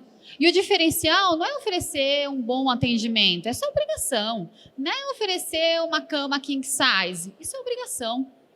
Não é ter um café da manhã X. Então, a gente tem que entender realmente o que contribui para que a gente seja diferente, para que a gente tenha um destaque. Se a gente olha meios de hospedagens, a gente vê que novos modelos vêm sendo criados. Agora a gente tem alguns meios de hospedagem. Alguns estão se posicionando como pousada pelo serviço que oferecem, que são vilas com trailers. Alguém já viu isso? Vocês já viram isso? Alguém já tentou reservar? A fila de espera é absurda de longa. A diária média é altíssima. O custo é maior do que você tem na sua pousada, no seu hotel? Provavelmente é menor. É um ambiente que possivelmente é muito mais simples que o ambiente que você oferece, que do serviço que você oferece. Mas o que ele traz? A experiência. Qual é o diferencial? Você vai ter ali uma situação que você vai morar dentro de um trailer por 2 dias. Você vai ter uma vivência que você nunca teve. Você vai ter uma experiência diferente. Assim como as suítes bolha, que estão pipocando para tudo quanto é canto. E isso não é só em Airbnb. A gente já tem pousadas, hostels e outros tipos de meios de hospedagem que estão investindo nesse tipo também de acomodação. Por quê? É o diferente. E é isso que cada vez mais as pessoas estão escolhendo, principalmente para momentos especiais. Claro que quando a gente fala do corporativo, o essencial é a cama gostosa, é o chuveiro quente, é um bom A e B. Mas quando você vai gerar uma experiência para alguém que quer algo na linha da diversão, de uma noite romântica, de um passeio em família, é isso que é buscado. Se a gente observar, todo esse mercado online, principalmente você citou o Airbnb aí, eles já estão voltados hoje, quando você abre a primeira página, é só experiência. Eles não falam mais daquele quarto, daquele básico que a gente tinha, porque isso aí estava muito competitivo para todo mundo. Se você está a destinos, a gente pega, talvez o hotel mais caro do México, talvez deve ser Tulum, que não tem Wi-Fi, não tem água quente e não tem televisão. E você está pagando um valor muito alto para ter uma experiência diferente, né? A gente tem visto, inclusive, hospedagens sem energia elétrica. uma diária média de um Airbnb você tem ali por R$ 1.200 e uma fila de espera de meses. Gente, vai pagar para ficar num lugar que não tem energia elétrica, que não tem sinal de telefone e sinal de internet. Então, olha o olhar do nosso consumidor. Claro que a gente não está fazendo aqui uma comparação entre hotelaria e Airbnb, a gente sabe dos desafios que a gente tem e das diferenças entre produto, mas trazer um pouquinho do que as pessoas têm buscado bastante. E aí, quando a gente fala dos nossos sites, vale a pena a gente focar só no que a gente tem de estrutura ou marcar realmente nosso território online ali com o que a gente tem de diferente? Importantíssimo. Ninguém vai viver sem online, né? A gente sabe disso, que ele vai fazer grande parte, acho que do grande share nosso a partir de agora. E quando a gente fala do território online, a gente tem um ponto muito importante para a gente lembrar aqui. Não ignorem nada que está acontecendo no mercado. Ah, mas isso aí vai demorar a pegar. Registrem-se. Registrar, às vezes, na maioria das vezes, é de graça. Registra seu nome do seu hotel, registre, senão daqui 2 anos você vai ter 5 nomes do seu hotel registrado lá, não por você, e nenhuma garantia que você vai conseguir o melhor nome, o melhor feito que você vai ter desse hotel. Façam isso quanto antes. Ah, se você vai abrir um hotel e você não está com isso aqui pronto, você já está atrasado também com essa questão, porque o primeiro anúncio que você faz, alguém já registra isso aí. E hoje, a gente tem muito na cabeça o assalto à mão armada, mas esse assalto aqui tem acontecido de uma maneira muito maior que a mão armada, só que ele está ficando muito no seu núcleo individual, ele não está sendo tão noticiado quanto a mão armada. Então a gente tem que tomar muito cuidado, porque aqui tem questão de segurança, que envolve segurança. Se alguém abre um nome hoje, antes de você, ele pode ter até mais direito desse nome do que você. Então é muito difícil. A gente teve casos recentes aí de até celebridades, que Roberto Carlos, que queria reaver o Instagram, que era do fã-clube, por sorte dele, era do fã-clube dele, então ele conseguiu que doassem esse para ele, mas se não me engano, eu acho que o Antônio Fagundes teve que comprar o nome dele, porque ele não tinha direito ao nome dele, e outros aí que acontecem. Então, assim, a gente tem que se preocupar com isso, porque a busca online hoje, ela é um fator essencial. Ninguém hoje vai num site de um restaurante, esquece, ninguém vai fazer isso. As pessoas vão no Instagram daquele restaurante e ver quais são os melhores pratos que ele tem lá e o que ele está ali acontecendo no dia a dia dele. Então pense nisso, ali você tem um currículo ali pronto, fácil, rápido. E a gente vai falar que depois de qualidade, mas não pense que o TikTok é uma rede só para adolescente. Quando a gente piscar o olho, esses adolescentes estão tudo com 30 anos e eles são seguidores do TikTok. Então, se você não criou, você está atrasado. Esse é um ponto bem importante, né? Muitas vezes a gente precisa direcionar os nossos investimentos, ou se a gente tem equipe interna, a gente precisa direcionar o nosso tempo para o que faz mais sentido para a gente. Se a gente olhar para redes sociais, estudos, né? A gente se baseia em pesquisa, claro, eles mostram o seguinte: se você está falando com um público um pouquinho mais elitizado, classe A, B, C+, que esteja numa faixa ali de 25 a 50, 55 anos, o Instagram acaba sendo o melhor canal. Se você vai falar com uma classe, que é uma classe mais massificada, então uma classe C-, D, de uma faixa etária um pouquinho mais alta, esse público ele está principalmente no Facebook. Se você tem como comprador ou como influenciador um jovem, um adolescente, você está no TikTok. Esse público está principalmente no TikTok. E aí a gente pega hotéis de lazer, resorts. Vale a pena estar no TikTok? Claro, se você tiver quem atualize a rede. Ter uma rede só por ter, vale a pena? Ter o seu registro, sim. Porque como ele disse... Registro e guarda. O registro, sim. Então, o arroba X, nome do seu hotel, do seu meio de hospedagem, vale ter registrado. E esse estudo, ele deve acontecer previamente à abertura, porque é importante que a gente encontre um arroba que valha para todas as redes sociais. Surgiu uma nova rede, você põe ali um arroba. Vamos pegar o Twitter. Quem aqui usa Twitter hoje? 2, 3, 4, 5. As pessoas ficam até tímidas, né? Elas levantam a mão assim. 5, 6 pessoas. Twitter é uma ótima rede social, dependendo do que você quer comunicar, de qual é a linha do seu negócio. Se você fala de celebridades, se você fala de político, primeiro escalão, se você fala de programas esportivos, eles usam, inclusive, o Twitter ali para você comentar, para você ter... Funciona muito. Se você usa turismo, hotelaria, funciona. não é uma rede que a gente trabalha na agência, por exemplo, muito forte. Temos clientes que se posicionam no Twitter e que a gente ainda não conseguiu convencer de que o Twitter é só um investimento de tempo e que não traz retorno. Por quê? Tem outras redes que a gente chama de redes primárias. Então, é necessário entender para o seu negócio quais são as redes primárias de acordo com o público com o qual você conversa.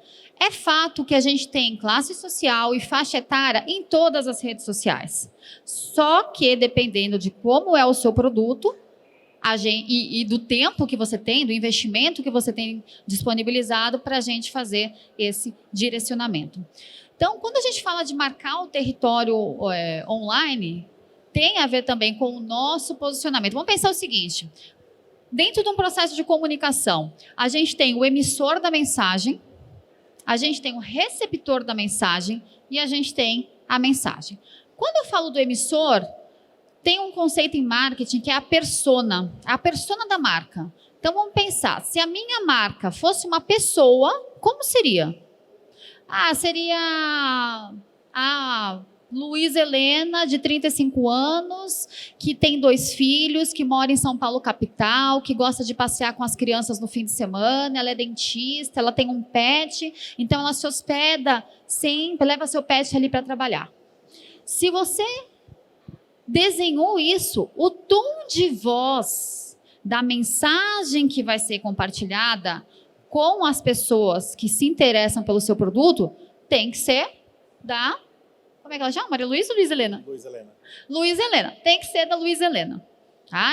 A Luísa Helena tem que representar o seu meio de hospedagem em todos os canais. Eu não posso, no Instagram, ter esse perfil e mandar um e-mail parrudo, sabe? Com um olhar burocrático, uma linguagem super séria. Porque a Luísa Helena, ela é super simpática. Como é que, de repente, ela vira antipática? E aí a Luísa Helena no Reclame Aqui, ela não dá nem bom dia. Eu sei que, gente, a pessoa está reclamando. Às vezes você não concorda com aquilo. A gente sabe que tem gente que age de má fé também. Mas a gente tem que manter essa postura. Beleza, persona da marca. Vamos para cá, quem vai receber minha mensagem. Essa aqui a gente chama de buyer persona. São personas que representam o público que se interessa pelo que você oferece e que vai comprar de você. Então, eu posso ter ali... Vamos pegar um resort, por exemplo. Eu posso ter ali um adolescente. Vamos descrever esse adolescente assim como a gente descreveu a Luísa Helena. Esse adolescente é influenciador da compra. Porque ele que vai virar ali para o pai, para a mãe e falar: mãe, quero ir para aquele mesmo lugar, porque lá tem o monitor X, lá tem o entretenimento Y, lá eu vou fazer tal coisa, lá eu faço amigos, lá eu tenho liberdade. Eu tenho a mãe... E a gente sabe que quando a gente fala de lazer, a mulher é super influenciadora na compra. Estudos e mais estudos mostram isso. Nem sempre ela quem paga, mas ela é a grande influenciadora, ela quem pesquisa, ela quem participa ativamente dessa tomada de decisão. Qual é o perfil dessa pessoa? E posso desenhar mais um perfil de alguém que viaja com pet. Por exemplo, um casal homossexual que viaja ali com o seu pet. Isso tem que ter relação com quem já visita o seu meio de hospedagem ou, no caso, se você não abriu, que você já entendeu o perfil de público que vai ali para o destino e que vai se interessar. Caso você já tenha um empreendimento, né, um meio de hospedagem aberto, como é que você olha para isso? Isso é importante. Se você não tiver, você desenha também, tá? Faz parte da estratégia do planejamento de marketing. Você olha os dados. Aí é mais rico ainda. Você tem dados que você pega do Google Analytics, você tem dados que você busca das suas redes sociais. Então, quem é o seu público de Instagram? Quem é o seu público de Facebook? Você tem dados das suas fichas de hóspedes. Então, você tem muita informação rica. E você tem dados de quem recebe. Definir quem eu sou, definir com quem eu falo, vem a mensagem. Então, qual é o tom de voz que eu utilizo? Qual é o tipo de conteúdo que faz sentido? O que essas pessoas consomem? Tá? Então, temos aí todo o nosso processinho de estratégia e de comunicação. É um ponto aqui, tá? E só lembrando, quando a gente fala de marcar território online, a gente não está falando só de rede social, não. a gente está falando de um TripAdvisor, a gente está falando de um Google Analytics. A gente tem todo um mecanismo para criar isso aí e estar hoje no domínio dessa criação. Porque isso aí vai fazer com que o seu futuro seja um pouco mais ameno. Porque pode evitar um problema muito maior lá no futuro de você ter que recuperar tudo isso aí, que você já entra para um campo mais burocrático, dispendioso, que aí já talvez vai ser ruim por um pequeno erro de você ter feito isso antes. Quem aqui trabalha com influenciadores? Quem recebe influenciadores nos seus meios de hospedagem? Ok. Ativamente ou de forma receptiva? Deixa eu melhorar. Quem aqui recebe solicitações dos influenciadores e analisa só quando recebe? Alguém aqui trabalha de forma ativa, ou seja, busca esses influenciadores que falem com a sua marca? Levanta a mão. Ok. Eri, qual é a sua dica para trabalhar com influenciador para dar certo? Acho que a primeira coisa aqui, a gente tem que ter muito cuidado. Quando a gente falou, quem quer falar com todo mundo não fala com ninguém. A gente precisa entender muito bem do perfil desse influenciador e o que ele vai mostrar para o público dele. Talvez o mega gigante que saiu do reality agora, ele vende muito menos do que o cara que fala de turismo e de hotel e que mostra para um público muito fiel dele dia a dia como é estar hospedado num hotel e quais são as vantagens e os benefícios. Então a gente tem que tomar muito cuidado com o brilho do influenciador. A gente não quer falar contra, nada a favor, talvez eu quero só criar um nome do meu hotel, mas quando a gente fala de venda, aqui a gente já começa a falar de um botãozinho, que é o botãozinho clique aqui e compre.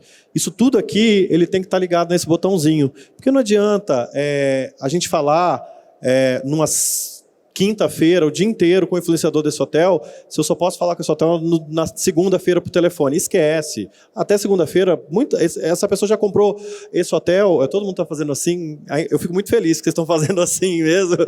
Não adianta. É naquele momento, naquela sexta-feira à noite que você está ali, ouvindo o cara mostrando aquele quarto maravilhoso, você vai dar aquele clique e vai comprar. Vai entender que vai ter uma tarifa bacana para você naquele momento. Essa máquina tem que estar muito bem alinhada. E quando a gente fala de influenciador, assim, não desprezem nomes, não vão iludidos com grandes números de seguidores. Quem tem a oportunidade de fazer um pente fino, entender de índice de engajamento, ter uma assessoria que possa ajudar isso, você consegue rentabilizar muito mais. O influenciador, hoje, talvez é a maneira mais barata de divulgação que a gente tem, mas ela pode ser a mais cara também, se você faz ela de forma errada, né, Thaís? Perfeito. A gente trabalha muito com influenciadores, principalmente em formato de contrapartidas, né? Ou seja, sem um pagamento em dinheiro. Quando você tem um pagamento em dinheiro, está combinado ali o jogo, é como se você estivesse contratando realmente um serviço, um produto em que você vai negociar, eu quero que você tire foto dessa água e poste com a frase X. Quando você faz um outro tipo de trabalho orgânico, que é com contrapartidas, você entrega ali o seu serviço de hospitalidade, a hospedagem, em troca você deixa negociado o que vai ser divulgado. Então, algumas orientações, eu ia falar dica, mas dica não é uma boa palavra, né? Algumas orientações. Primeiro, falamos aqui do nosso processo de comunicação. A gente precisa identificar se esse influenciador fala com o público que é a nossa buyer persona. Ponto zero é esse. Thaís, como que eu faço isso? Você pode avaliar o conteúdo desse influenciador. Importante, não avalie só o Instagram. Dá uma olhada no que ele posta no YouTube. A gente já teve situação de influenciador que se posicionava de uma forma no Instagram e no YouTube era um tipo de conteúdo muito diferente e que não condizia com a imagem que a gente queria passar do nosso cliente. Olhei o feed, tem algumas ferramentas que ajudam a gente com isso. Tem a que a gente utiliza, uma ferramenta paga, ela chama InfluenceMe, Influence com Y, ME depois. Então, InfluenceMe. Pelo InfluenceMe, você faz uma busca por perfil. Então, eu quero aqui falar com influenciadores que falam com 50% do público com quem esse influenciador fala. É de São Paulo, X% é mulher, tantos por cento é da faixa etária X, ele não traz classe social, mas eu posso colocar temas de relevância. Então, eu quero falar com influenciadores que falem sobre turismo, que falem sobre gastronomia, que falem sobre ecoturismo. E ele faz uma busca inicial. Então, você já tem ali um leque, são vários e vários filtros, tá? Você tem ali um leque e você consegue enxergar um outro ponto, engajamento. O que é o engajamento? Eu posso ter um influenciador com 1 milhão de seguidores, e aí quando eu vou olhar o conteúdo dele, tem ali 40 curtidas. Gente, é verdade esse público? Não é verdade esse público. O engajamento, ele conta muito. Então, a gente tem que olhar números absolutos, mas a gente tem que olhar também o engajamento. Se é um influenciador de 20 mil pessoas, por exemplo, às vezes ele tem um engajamento altíssimo. Então, vale a pena? Pode valer muito, porque ele pode ter 20 mil pessoas, mas falam diretamente com o seu target. Vai valer muito mais do que trazer aquele com 3 milhões, que fala de uma forma totalmente aberta, totalmente aleatória e que não vai trazer resultado para você. Tem até um case, tem uma influenciadora que é minúscula, que é de Itu. Ela tem 4, 5 mil seguidores, é muito pequenininha. Ela fala com quem? Altíssima renda regional. Aí você vai falar, nossa, mas 4 mil é considerado influenciador? É o nome influenciadora que a gente fala. Tudo que ela divulga naquele Instagram vende. Por quê? Ela fala com 4, 5 mil pessoas da alta renda de Itu. Então, ela é muito influenciadora para esse público. Se jogasse para uma VTube, ia dar o resultado que ela dá? Não, porque ela vai diretamente. Tá? Então, olhar o engajamento, olhar números absolutos, entender com quem fala, olhar tipo de conteúdo, se condiz com a imagem que a gente quer passar do nosso meio de hospedagem e negociar muito claramente. Negociar o quê? Quantos posts vão ser colocados em troca de quantas diárias? O que inclui na hospedagem desse influenciador? É a diária? Você vai ter estacionamento? Você vai ter quais refeições? Em que tipo de apartamento? Reels, hoje, tem uma entrega muito maior do que os outros tipos de conteúdo. Você pode negociar uma collab, em que o conteúdo aparece ali para a pessoa e aparece também no seu feed. A gente tem cases incríveis, né? Inclusive de uma volumetria de curtidas, quando a gente olha o feed dos nossos clientes. X, e depois com um influenciador que tinha totalmente fit, né? Que tinha uma conexão muito grande ali com o produto, um volume absurdo. Então, isso tudo vai trazendo imagem. Nem sempre o influenciador vai gerar venda. E nem sempre o influenciador precisa gerar venda. Quando a gente fala de marketing e vendas, a gente precisa ter o olhar ali para o mercado, mas quando a gente vai lançar um empreendimento, a gente precisa ficar conhecido. A gente não vai ser vendido ali do nada. Né? O nosso hotel, nossa pousada, nosso rosto não vai ser conhecido do nada. Então, essa geração de imagem, ela pode ser realizada de uma forma muito forte pelos influenciadores. Para quem não abriu ainda, hoje em dia é o famoso press kit, né?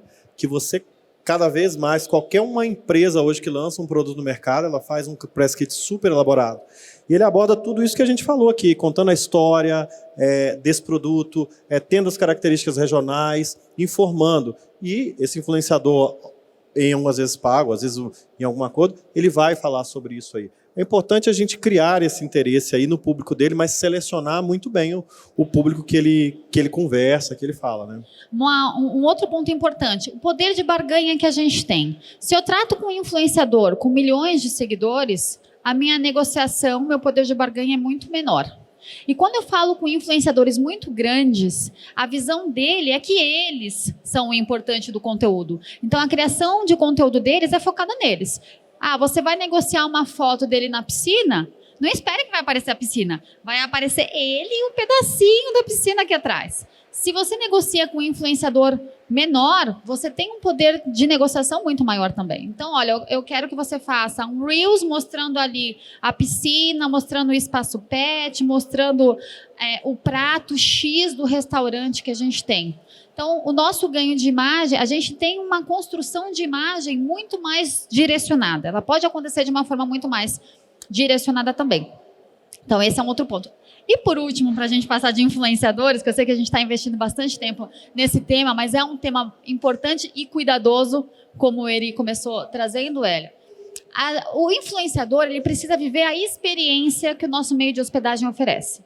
A gente não pode criar um mundo de fantasia quando o influenciador vai para o nosso meio de hospedagem. Por quê? O objetivo é que ele trabalhe a nossa imagem para muitas pessoas.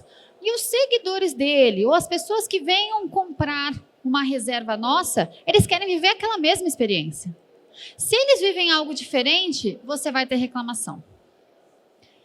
A gente já teve situação de um dos nossos clientes que o influenciador ele chegou no quarto, tinha uma cartinha de boas-vindas.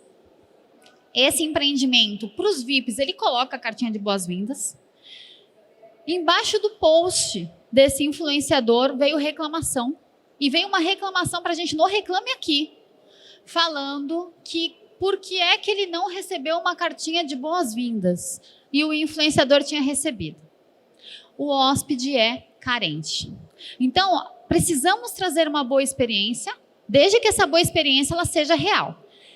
E um último pontinho de verdade agora visitem, vejam o que o influenciador vai viver. Chequem o apartamento. Nem sempre a gente tem todos os apartamentos ali impecáveis. Então, tem aquele que, sei lá, a pintura não está tão boa, aquele que apareceu um mofinho de repente, que a roupa de cama já não é tão nova, que a roupa de banho... Chequem. Ofereçam uma experiência real, mas no melhor padrão que for possível, dentro da realidade ali do seu hotel. Gabi. Oi, tudo bom? E aí, pessoal, perguntas? Eu estou adorando aqui. Perguntas, dúvidas? Vocês viram que eu falei que eram experts e são experts mesmo, né? E aí, dúvidas, perguntas? Tá tudo esclarecido? Nossa Senhora, vocês foram demais. Temos uma pergunta. Vamos lá, fala o teu nome, da onde você é e a pergunta. Olá, meu nome é Simone. Eu tenho um empreendimento aqui no interior, em Cotia, e logo a gente está uns 6 anos trabalhando, né? Eu tive muito retorno de influenciadores que pagaram. Pessoas que têm uma certa fama foram e aquele atendimento que você faz, tudo, ele divulgou. Então, assim, muitos influenciadores. E, como vocês comentaram, eu tive muitos influenciadores que vinham para mim. Tipo, eu não entendia nada, porque eu não estava nesse meio, assim, não conhecia. Eu falava, nossa, né, ela visita tantos hotéis. E a pessoa não falava o que ela queria, entender? Mas muitos influenciadores me abordando, mas eles não falam para você, olha, eu trabalho, você quer um trabalho, eles te adicionam e ficam mandando para você algumas coisas. Então, eu queria entender de vocês, alguns até desconfiei, como você comentou, porque não tinha muito a ver, só saía a pessoa, não conseguia ver o hotel, o empreendimento, né? Resumindo, eu não fechei com nenhum influenciador. E hoje eu tenho muito retorno de quem foi e é meio famosinho, entendeu? Então dá resultado. Mas no meu caso eles pagaram. Melhor dos mundos. Rapidinho. Influenciador hoje, a gente fala influenciador, mas ele é o criador de conteúdo, né? A sobrevivência dele é através do conteúdo que ele vai criar. E ele achou um lugar fantástico, seu hotel deve ser lindo, então ele deve ter olhado lá e deve ter uma experiência bacana. Então ele falou assim, eu preciso criar esse conteúdo. Quando isso começa a viralizar, todo mundo quer criar esse conteúdo também, criar essa experiência. Por quê? Porque depois ele vai chegar e vai mostrar, olha, eu fico nesse hotel, eu tenho, olha o meu portfólio. A Thais acabou de falar, olha o feed dessa pessoa, onde ele fica aí. Você é uma porta aberta, talvez, para ele, para o negócio dele. Então, estar, talvez, no seu hotel é para o currículo dele ficar bom mesmo, refinado, entendeu? E ele usa essa ferramenta para o negócio dele girar. Não só para o hotel, mas para ele vender também produtos e tudo mais. O lifestyle dele também representa muito esse produto. Então, talvez o seu hotel está de parabéns, porque conseguir assim é melhor ainda. E realmente é o melhor dos mundos, né? Porque pagou e ainda divulgou e ainda trouxe novas pessoas para você. Quando você começa a fazer um movimento com influenciadores, e o seu hotel, o seu meio de hospedagem ele não é tão conhecido, ele começa a ser conhecido. Inclusive por outros influenciadores que seguem essas pessoas que ficaram hospedadas.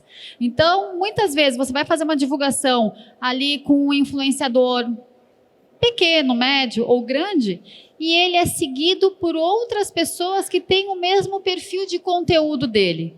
E essas pessoas começam a te adicionar. O que vale a pena?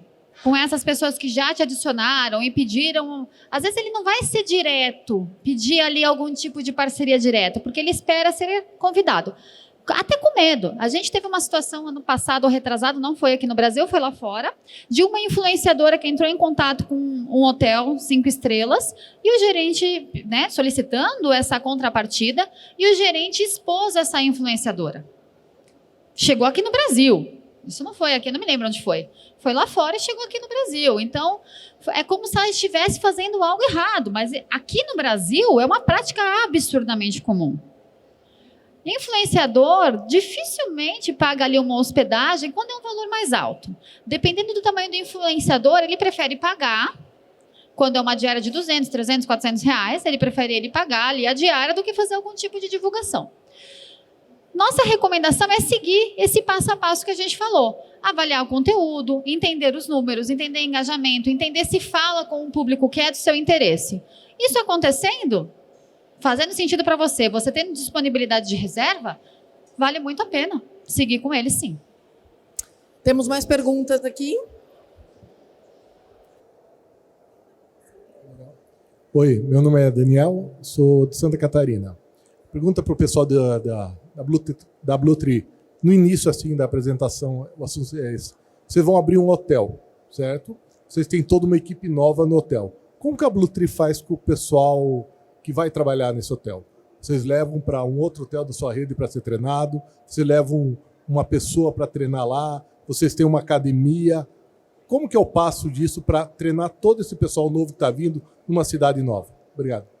Vou falar agora como Blue Tree, tá? Eu estou aqui neutro, mas eu vou falar como Blue Tree. Você já respondeu todas as perguntas. Você leva, você tem pessoas, você tem uma academia. Então, tem uma estrutura formada já hoje dentro da Blue Tree para treinamento. A pessoa está até aqui hoje, acho que a Bruna tem uma pessoa até ali. Você já falou com uma pessoa muito que está próxima. Então, assim, a gente tem uma estrutura formada para treinamento já. Ter padrões pré-estabelecidos é um adianto muito grande. Então, isso aí é muito bem formatado. Hoje, eu tenho a felicidade de estar com um time. Esse aqui todo aqui é quase todo mundo de lá que faz isso aí para nós e que consegue trabalhar isso aí. Mas são todos esses formatos. A gente tem academia, a gente leva para treinamento, a gente tem pessoas de Londrina hoje da Blue Tree aqui, tem pessoas de Lins hoje da Blue Tree aqui, e a gente também leva as pessoas para treinar em loco lá. Você tocou num ponto que acho que é muito importante para todos nós, para conhecimento. Acho que é fora um pouquinho esse tipo de informação, conhecimento. É a unidade de informação. A gente precisa que, como a gente tem hotel em Manaus, precisa que Manaus tenha a mesma informação que São Paulo tem em tempo real. E essa é a missão da maioria das pessoas que estão aqui hoje, né? Muito bom. Mais perguntas? Não? Mais uma ali. Última perguntinha. Por onde que eu vou passar? Eu acho que eu vou pedir para você... Oi, eu sou a Evelyn, boa tarde. Falando de abertura e lançamento, né? Vocês estão falando muito dos influenciadores, queria ouvir de vocês sobre imprensa mesmo, local e tal.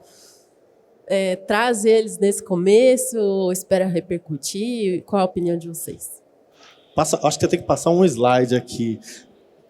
A sua resposta acho que tá até aqui. Essa aqui a gente já falou sobre... Nem tudo é online. E isso aqui é justamente isso que você acabou de falar.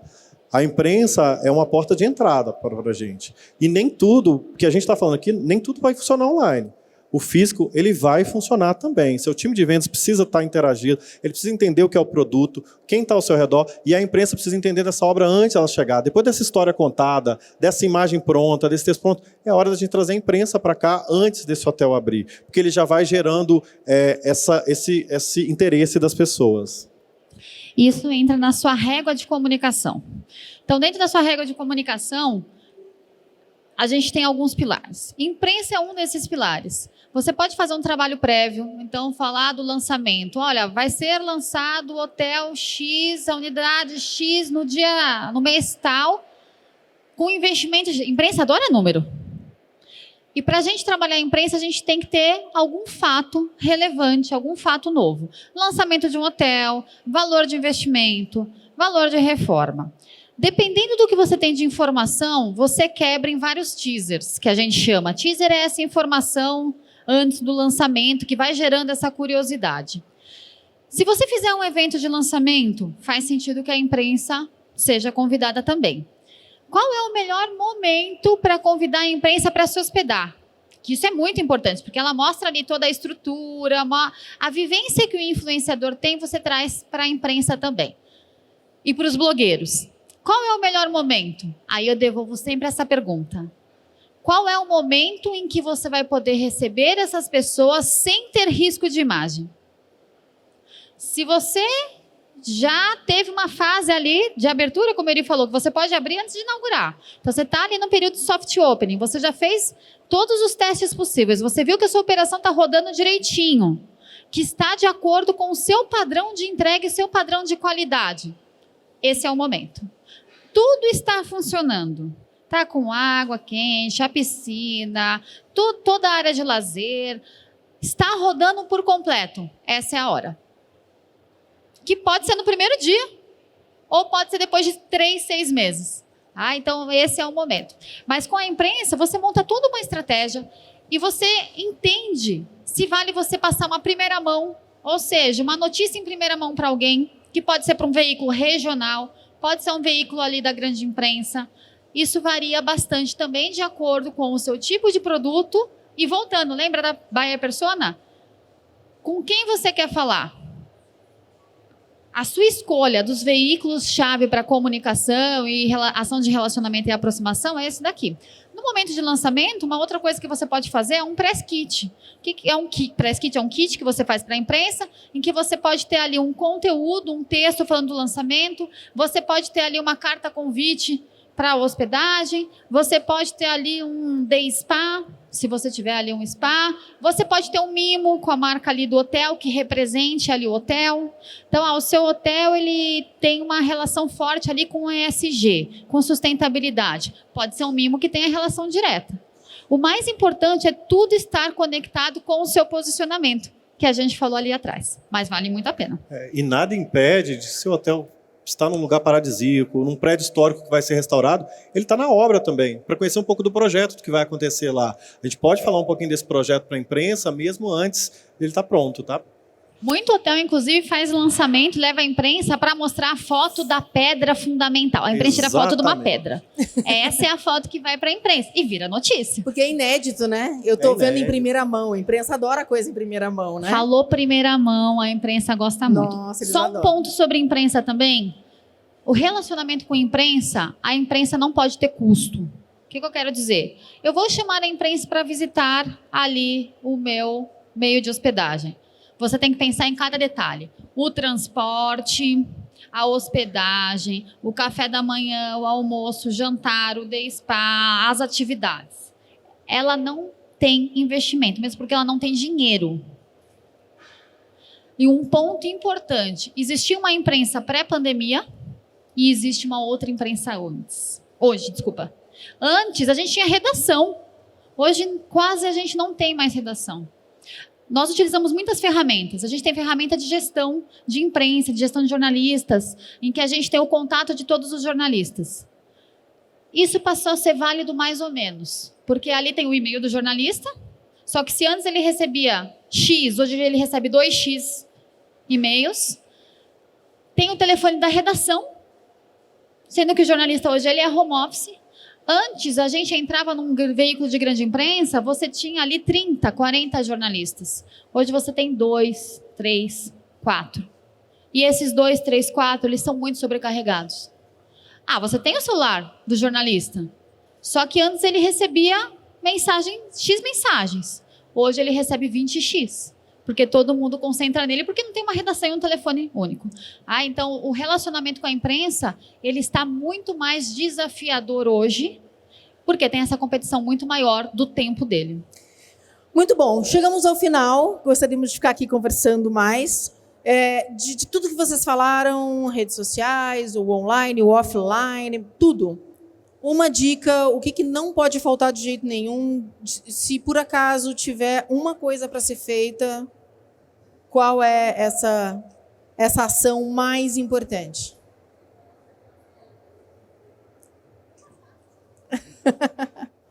Acabou o tempo mesmo, gente. Estratégia de planejamento. Não dá, a gente não recomenda começar um trabalho de marketing, de comunicação, sem que haja estratégia de planejamento. Se eu não sei quem eu sou, se eu não sei com quem eu vou falar, se eu não sei a mensagem, quais são os canais, o que faz sentido para o meu público, eu vou atirar para qualquer lado. A gente tem uma situação que muitas vezes a gente recebe pedidos de clientes, prospecções, que eles viram e falam, não, a gente consegue começar a postar amanhã? E a resposta é não. Se eu começar a postar amanhã nas minhas redes sociais, eu vou postar qualquer coisa. E qual é o engajamento disso de acordo com o seu negócio? Não é só divulgação. Estratégia de marketing, ela faz parte da estratégia do negócio. Então, tudo tem que estar muito casado. E tem uma triangulação entre produto, vendas e marketing. Marketing não é um departamento, uma área apartada. Faz parte do todo. Eu acho que, minha visão é consistência e repetição quando você está abrindo um hotel. Eu vou falar, aquele hotel é o hotel da janela amarela. Ele vai ser o hotel da janela amarela do dia que eu concebi ele até o dia que eu vou abrir. E na cabeça do consumidor, eu quero ficar no hotel da janela amarela. E é isso que a gente tem que passar para o nosso cliente, para não ser mais um no meio de uma multidão, de todo mundo. Essa consistência tem que estar no antes e no durante também a operação desse hotel. Muito bom. Pessoal, palmas para os nossos palestrantes, nossos painelistas. Muito obrigada, Thaís. Obrigada, Erilton.